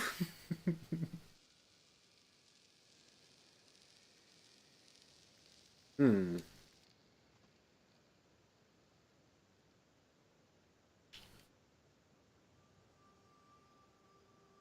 I mean, basically, your best bet is to get like within sort of like 2 spots, right? So that you can sort of move in and sort of do something useful next turn. Yeah, I think what I'm actually gonna have to do in order to not get hit for free with an enemy, not leave him up for a free hit, and mean I can hit him. I can definitely hit him next. Is sorry, I'm being really distracted by the incredibly loud noise of you adjusting that that's coming through on the call. Is it? Can everyone else hear that? I don't know if I don't know if it's just our call that it's coming through on or not. Oh God, I'm sorry. I didn't know it was so loud. It's still happening. You're still doing it. I know, because the camera's not right. I'm trying to get the camera set up properly. Okay, there we go. I think the best thing to do is for me to move 2 spaces into the chest, spend a card to transfer my weapon, so I can ready to attack a couple of times next turn, and then I might as well. And then my last card, instead of moving at the entranceway lamp and letting that guy get a free hit, I'll loot this, and then next time I can move to the entranceway lamp, teleport in, and whack him. Did you reset your weapon as well? Yeah, I transformed it. Yeah, transform, move, and then loot. Yeah, I mean that seems reasonable. Well, it's a rubbish turn, but okay. What's okay? Let's flip this over, and you're still staggered, and these are all gone. And the chest has given you hello? Bone Marrow Ash. Bone Marrow Ash. Refresh your reward card. You know what? That could be useful. Yeah. There must be duplicates of these cards then, because I did shuffle it pretty well after our last Bone Marrow Ash. There's already a Bone Marrow Ash in the discard pile. I had it last game.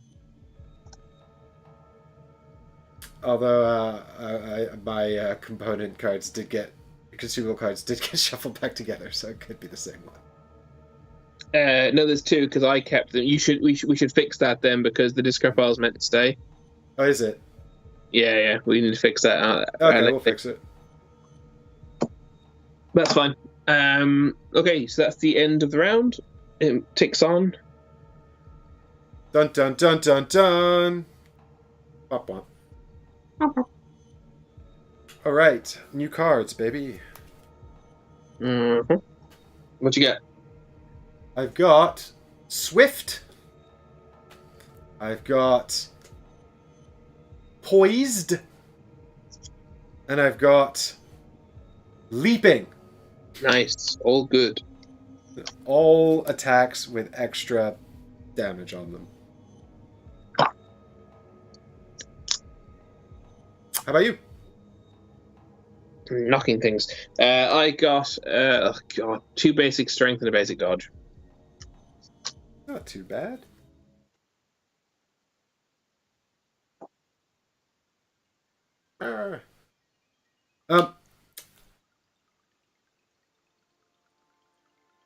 Yeah, I guess I can't use my repeating pistol against the boss, right? Because he doesn't have any basic attacks. Yeah, you can't. I don't think. Unless it has an attack that says basic on it. Yeah, unless he has a card that comes out that's like, this is his basic attack. Yeah. No, Yogi Bear, because the thing is, the current objective is to slay Logarius, and the problem is that he's got 2 phases. So it's do 15 damage, trigger phase 2, do more damage, and then... But during a blood moon, bosses heal, but they don't reset phases. Yeah, so if we can get him down to phase 2 before the blood moon, that's useful. Which we probably can do. It depends on what's in his behavior deck, or his ability deck. I've got no idea. Well, I think you should go first anyway. Sure thing. I'll go first. I mean, it doesn't really make any odds, does it really? It might do. I think, no, it does. It does. Because I can only teleport to the lantern tile, and I need him to move to me.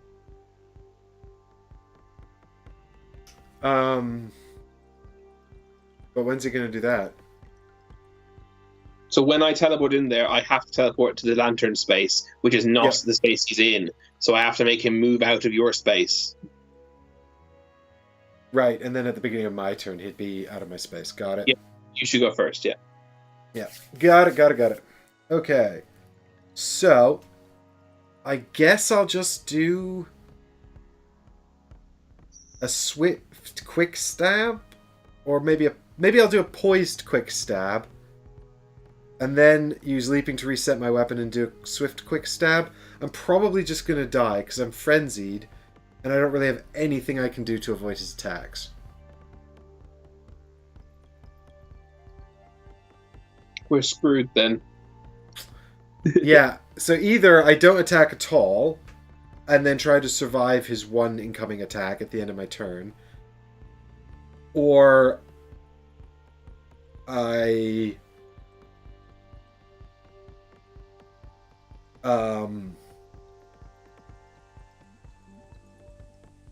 attack him now and probably just die. Yeah, actually the disadvantage of getting the cool 3 upgraded strength cards all at once is it's left me with absolutely defenseless. I've only got 3 hit points though, and I'm frenzied, so the chances of tanking an attack is actually probably really... Did you use the antidote? Yeah, you did, yeah. Yeah, I did last turn to get in here. I mean, you could return to the dream, because when you return to the dream, you only tick this thing on 1 time. Because when you're slain, you tick it on an additional space, and it would just let you gain your health back and stuff, and lose frenzy. But it's pointless because then I only have 1 turn. Yeah, I have 1 card to do 14 damage, which I can't do. I think you just have to do as much damage as you can, right? Well, then I'll be slain and it'll go to Blood Moon and reset. Probably, but technically, not definitely. But we have no idea what his cards do. But yes, probably. Yeah, I'm pretty confident we can't win this. Yeah. Okay, so it'll be immediately when it lands on it, Yogi. So if he dies, it resets. Then we have 3 turns to kill him. Yeah, and that doesn't even end it. Nah, killing him will end it. I'm very confident. I mean, it's possible, but extremely unlikely. I can...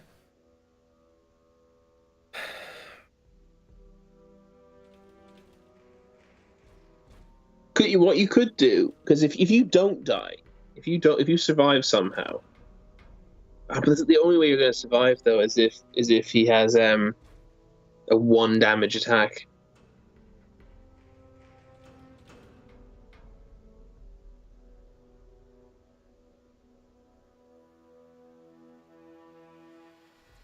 Well, then should I come in? Are the doorways spaces?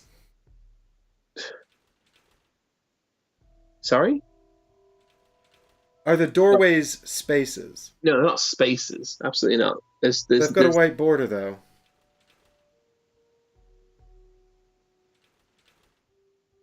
No, I don't think there's spaces.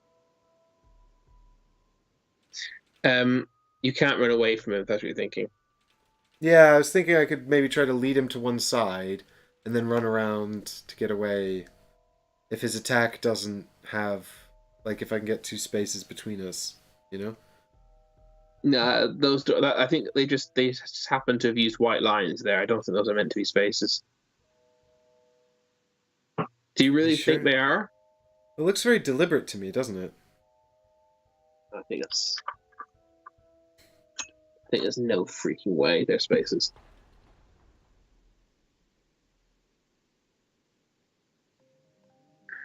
So if we put this up next to another doorway, you're saying when you come onto this tile, you would wind up in one of the Yeah, two no, you're right. spaces They have to instead be. of this space?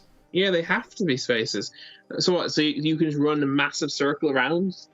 Well, so I'd use a card to move like 1, 2 back to this doorway, right? At the top. Then he'll follow 1 into the space I moved through. Yeah. And then I can go 1, 2 over to here. And he goes...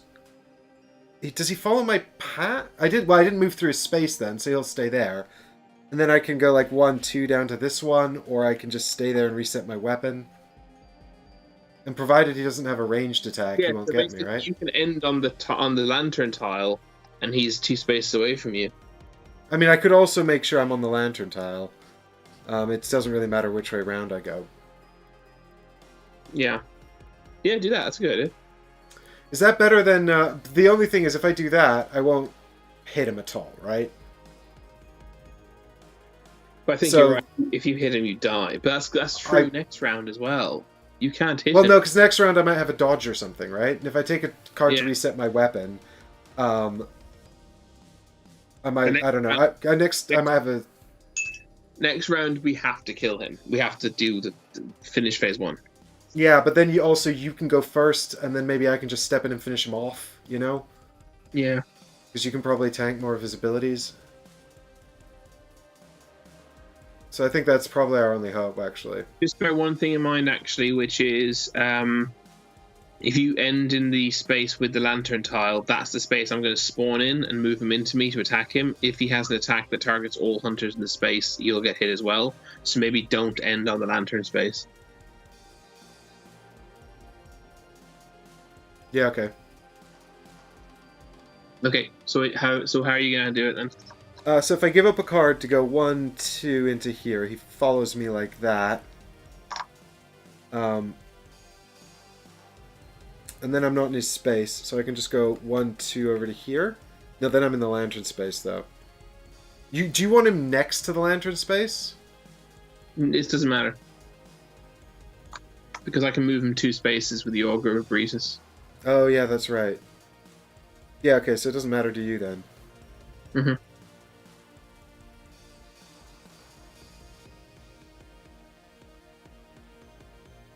So this is actually a situation I don't think we've come across before, because... But does he move to... It says he moves 1 towards me when he pursues, right? I just want to make sure I get this But right. he only pursues if you leave his space or his tile. Yeah. They'll move 1 space towards the hunter following the same path the hunter took. Yeah. So this is... What's curious to me is if I go like... Say I go 1, 2, right? If they move 1 space towards the hunter following the path I took, he'll actually move here instead of into my space, which is crazy because he's adjacent to me. So you would think he'd move in here, right? But following the text of the rulebook, he doesn't. No, he'll follow the path you took because because he's running at the same time as you. He doesn't start moving after you finish, right? It's meant to be. It's simulating a video game where they're chasing you. It makes perfect sense. Yeah, okay, so then I go 1, 2 over to here. He moves 1 into that space, and then I'll go 1, 2 through the lantern space to the opposite corner. Okay. And then I'll use my final card to reset my weapon. And hopefully he doesn't have an attack that's like, hit everyone on the rooftop, you know? In which case there was nothing I could do about that. Because even if I'd done any damage, it'd reset before it made any difference. And the repeating pistol is refreshed, even though it's kind of irrelevant. I might get, something that heals me as well. Hopefully. Hopefully, you never know. All right, let's see what he's doing then. So on his turn, he's going to move one space towards me. Oh, That's it. and and then he doesn't actually draw a card because he's not in range. Ha ha. Okay, so on my turn then, I spend a. Oh, God. You see, the question is, do I want to attack him, and just hope he doesn't? I mean, I've got full health, haven't I? You got 5. I've got you on 5. Yeah, I've got 5 too. Why did I lose one?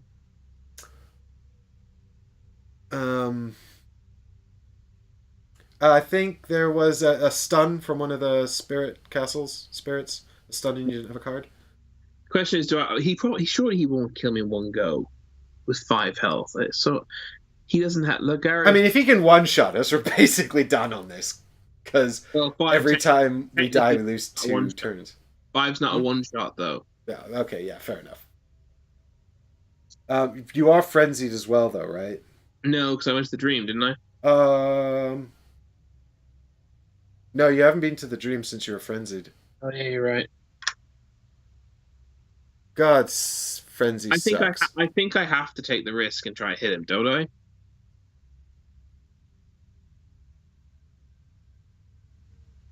What's that? Yeah, I think we have to put some damage on him, right? All right, I'm going to discard a basic strength to move into the entrance lampway, and then I'm going to spend the dodge card to. Oh God, you won't have the dodge though. But I'm only going to have 1 card to attack by the time I get into the room with him. Yeah, I know. That's what I'm thinking. Yeah. So if we decide we're attacking him, I might as well discard the dodge card. Yeah. Oh no, I know. I was just remiss that you had only 1 card left. And then I use Bone Marrow Ash to refresh the Augur of Ebrietas. See, I could move him away from me so he won't attack me.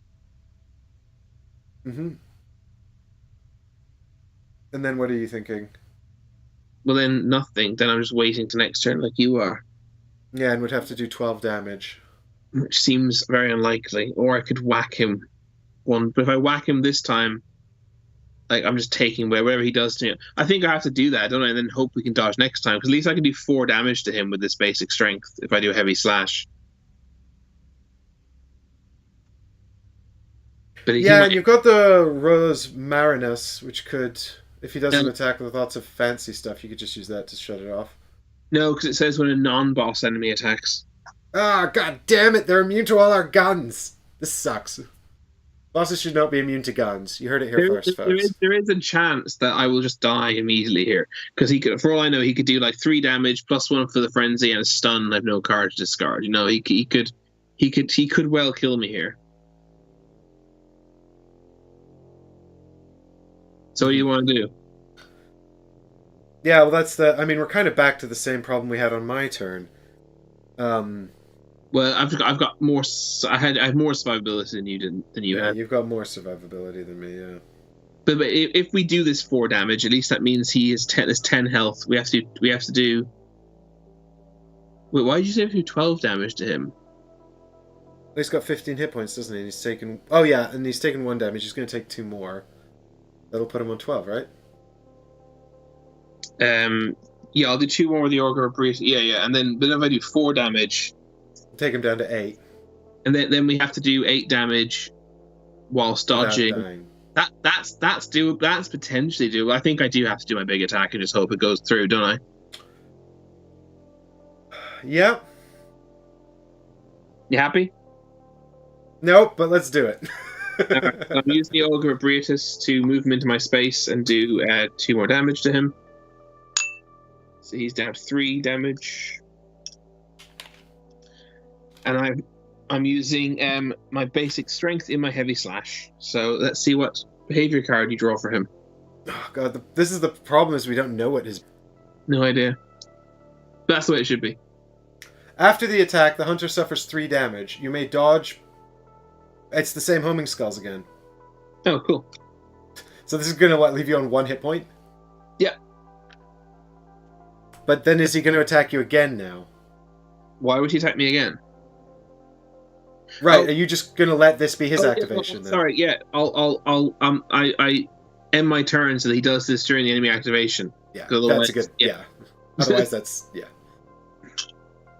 Okay, cool. So then you deal 4 damage to him. Yeah. And you I mean- suffer 4 in response.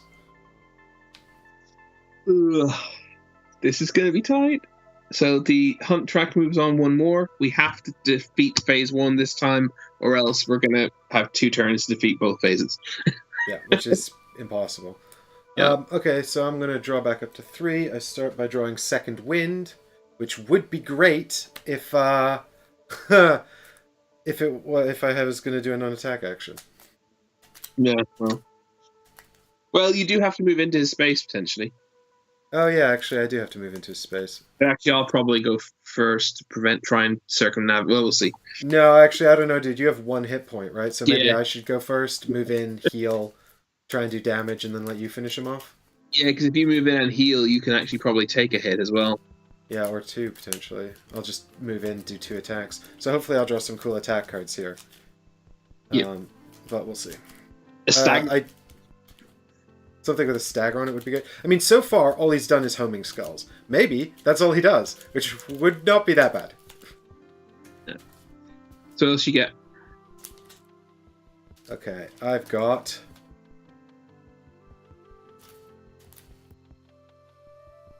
Actually, do you know what I'm thinking? I'm thinking back to last turn, where I ran away and then I transformed my weapon. Right? Yeah. If you remember how my combo bloody works, if I transformed the weapon first in his space, I would have done 2 damage to him. Because you cleared 2 slots. Yeah. What'd you draw? I've got a basic card with stagger on it, and 2 basic skill cards. What? You drew second wind already? Yeah, and then I had to reset. But you just drew 3 more. No, 2 more. 2 basic skill cards. Second wind and 2 basic skill cards. That's what I've got. Oh, sorry. Okay. I misheard you. I assume. Okay, so you got second wind and 2 basics, 2 staggers, yeah? Yeah. Alright, sweet. I got So I'm not dodging shit. I got rallying, a basic draw, and a basic dodge. Nice.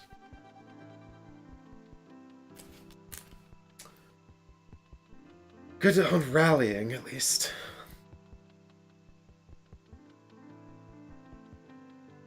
Yeah, it's annoying that you didn't do that 2 extra damage. Now I hate you. I totally forgot. It's so stupid. Alright, well, if we lose this by 2 damage, I'll probably just cry myself to sleep later. Alright, I'm going to play Second Wind to move into his space. I'll heal 2 damage. And then I guess I'll do the only thing I can do.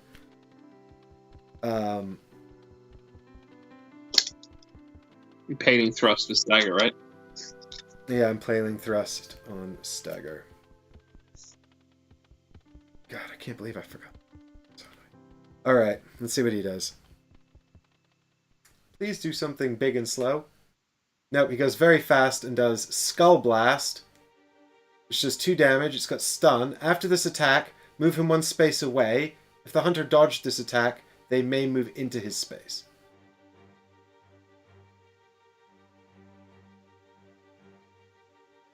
I think this is a problem. Yeah, because you can't reach him now. So you can't do the attack now. Can't. Well, I mean, even if I did the second attack, this does 3 damage to me. Actually, well, I'm stunned. I'm gonna have to give up my. I don't have another card now. It might have. It might. Yeah. But if you might have been able to stagger his next attack potentially if it was slow. But That would have been a big risk, though. So I think he's gonna kill me now, though, right? No. No, just go Okay, can you read stagger? I think you can choose not to take. You can choose to lose a health instead of discard the card, right? On stun? No, I don't think so. But Stun. let's find out. Hunter must discard a card. If they cannot, they suffer a damage. Oh, then yeah, you're dead. Pretty much, yeah. So after this attack, move him one space away. So I guess I'll move him south. It doesn't matter. It doesn't matter. He's immediately going to move back into your space. Yeah, and kill me. Well, probably. We'll see what he does, but probably. So I have to discard the stagger anyway.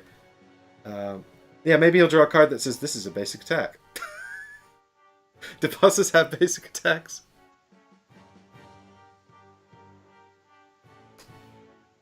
So then he's going to activate, and he's just going to move back in here and attack me. Shit.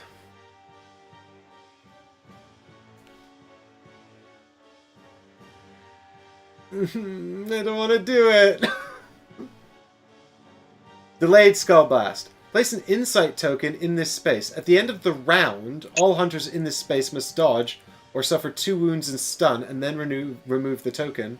Flip another boss action. I thought we were safe from it. I thought we got away with it until the final line. How dare you be so torturous? God damn it. Well, I can't dodge slow anyway, so at the end of the round, this is going to kill me.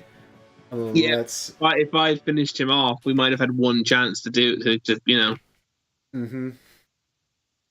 So, another card, which is Rain of Skulls. Cannot be staggered. Targets all hunters within one space. Okay, well, you can dodge this, but I can't, so I'm brutally murdered. Yeah, I'll dodge it, otherwise I'd die.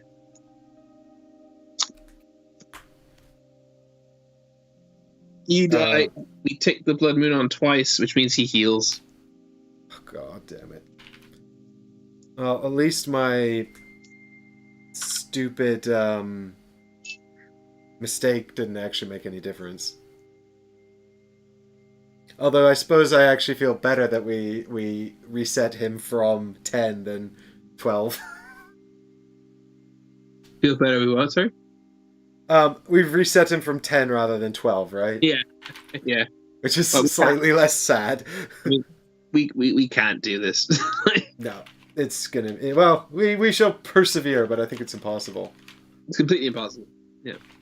God, I don't know how we could have got here better, though. We did so well. I died one time. That's it.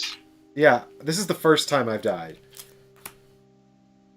So that feels crazy. So I guess I'll just attack him. Like, what am I supposed to do? I've only got 1 health anyway. You're gonna die at the end of this round. Unless I move out of the space. Oh, you used a dodge, didn't you? Yeah. Yeah. I mean, yeah, you can move out of that space, I guess. But if I attack him, like, he's gonna kill me. We now know what all his cards do. Yeah, his deck's about to reset. So... I die 100%. No matter what card he draws, I die. Yeah.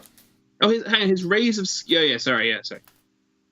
Yeah, I'm dead. I'm dead no matter what, immediately next turn.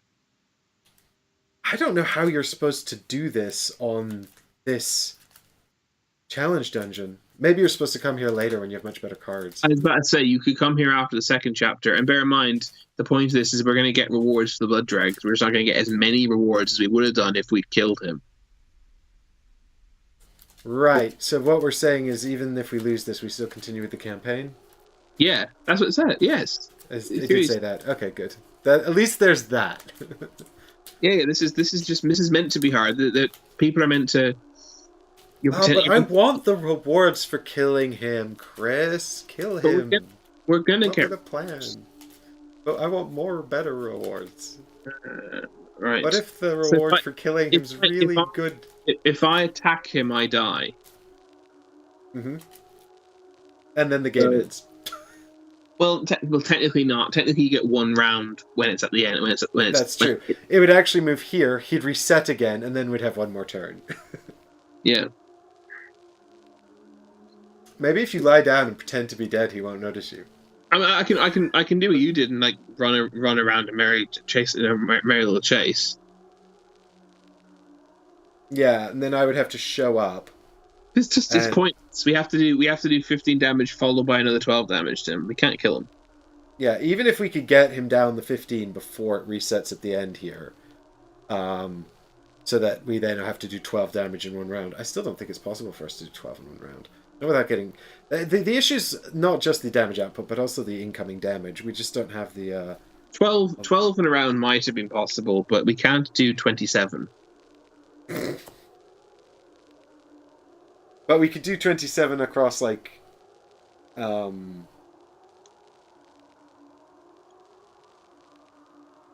Yeah, because basically what you're saying here is that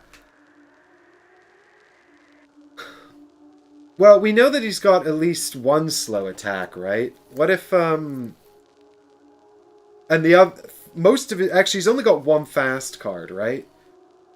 Sorry, are you? I'm confused. Are you actually trying to think of a way we can beat him? Because I can tell you we can't. It's impossible. No. I was trying to think of a way we could beat him. No, but listen to me. If he either one of two things happens on my turn, either I run away from him and do nothing, or he kills me. Yeah. So best case scenario, we've got 2 turns to 27 damage, and I have 1 health.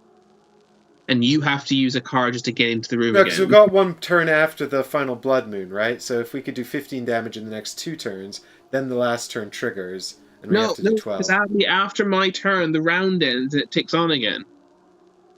Oh, yeah. Wait. Bummer. It's absolutely impossible. But if we just sit here and think about it hard enough... No, I have dinner to have. I'm gonna attack him and let him kill me and die. Oh, what are you going to attack him with? Doesn't matter. Rallying. It makes no difference. Well, I suppose it could make a difference if... No, it doesn't. It doesn't. You got a touch of the mic optimism there. I was talking about playing... I was thinking you could maybe like attack him with the basic card there. And then because most of his stuff triggers after the attack, you draw a card and maybe you draw like a dodge or something, and then you can dodge. But it doesn't matter because all of his stuff does like 3 damage or something. So we can try that. I can try. Yeah, fine. I'll play with the draw and we'll see. We'll see if he gets a slow attack. It's worth a try. I mean, well, he's only got one card that triggers faster than slow, because everything else is also triggers after the attack. Yeah, let's try then. We still can't kill him. Like 100%, we still can't win this. But I could survive the turn. Go on. All right, here we go. But the thing is, I don't think you have a slot that's fast enough to dodge the attacks that come after anyway. Well, let's find out. Draw the card. I'm just trying to think if you'd be better healing 2, but you wouldn't. It doesn't make a difference. Nah. Okay, here we go. I've picked. Just draw. Bam! He does Homing Skulls. After the attack, you suffer 3 damage, which you can reduce for bits of dodge. So I can reduce it by... Oh, I have to draw the card first. So he takes 2 damage. I draw a dodge. I get a dodge. So I reduce the damage by 2, which means I only take 1 plus 1, which kills me. Yeah, bummer. Which ticks on this 2 times, so now we're both in the dream, and there's one final round. But we can probably just call this here, I think. I don't think we're going to get 27 damage on him in the last bonus round. Well, we could have and should have called it before I even took that turn. That's the point I was trying to make. Yeah, but sometimes you have to game it out. Hey, thanks, guys, for the... Yeah, Hager says, no, with that attitude, ain't nothing magical gonna happen. But Chris's attitude is shift from desire to kill Logarius and get bonus points when it's really, really hard to desire to eat food. Well, we couldn't win it. It's completely impossible. It's basically completely impossible. I don't think, actually, I think potentially we just weren't strong enough to win that fight. It's not... We could have done it maybe under normal circumstances, but the losing an extra round just meant he resets too quickly. For us to... I mean, I don't know, maybe there was a slim chance earlier if he hadn't got that thing that punished me when he did. But We got incredibly close. Had we not been frenzied, or had we done it after the second chapter and therefore had more better decks, I can see it being possible, but this mission yeah. is always, this side mission is always going to be incredibly difficult. Yeah, I mean, yeah, obviously, if we were more advanced, we might have been able to do it. Okay, so we read card 15 now, don't we? Yep. God, look at all these other cards in here, though. How do you get to any of these? Oh, maybe this is like gain a card based on the number of dregs you have. Probably. Hunters may exchange blood dregs for the following. Each reward or firearm may only be selected once. 1 dreg, Ring of Betrothal, Evelyn firearm, Executioner's gloves. 2 dregs, Tear of Blood gem, Cannon firearm, Queenly flesh. But only if Annalise was slain. Oh my god, can you get to Annalise? Maybe. 4 dregs. Bloodstone chunk, Carol Rune Executioner, Carol Rune Radiance. Well, we have 4 dregs. Yep, so we can have a 2, a 1, a 1, 2 2s, or a 4. We don't want the cannon firearm. I had that in the last game. In the other game I played, it's just it's fine, but it's a basic firearm. Well, no, I think they're talking about this one, right? Can be used to make the following attacks slow 3 damage. Yeah, that's the same as the basic one that comes in the base set. Okay, we don't think it's very good then.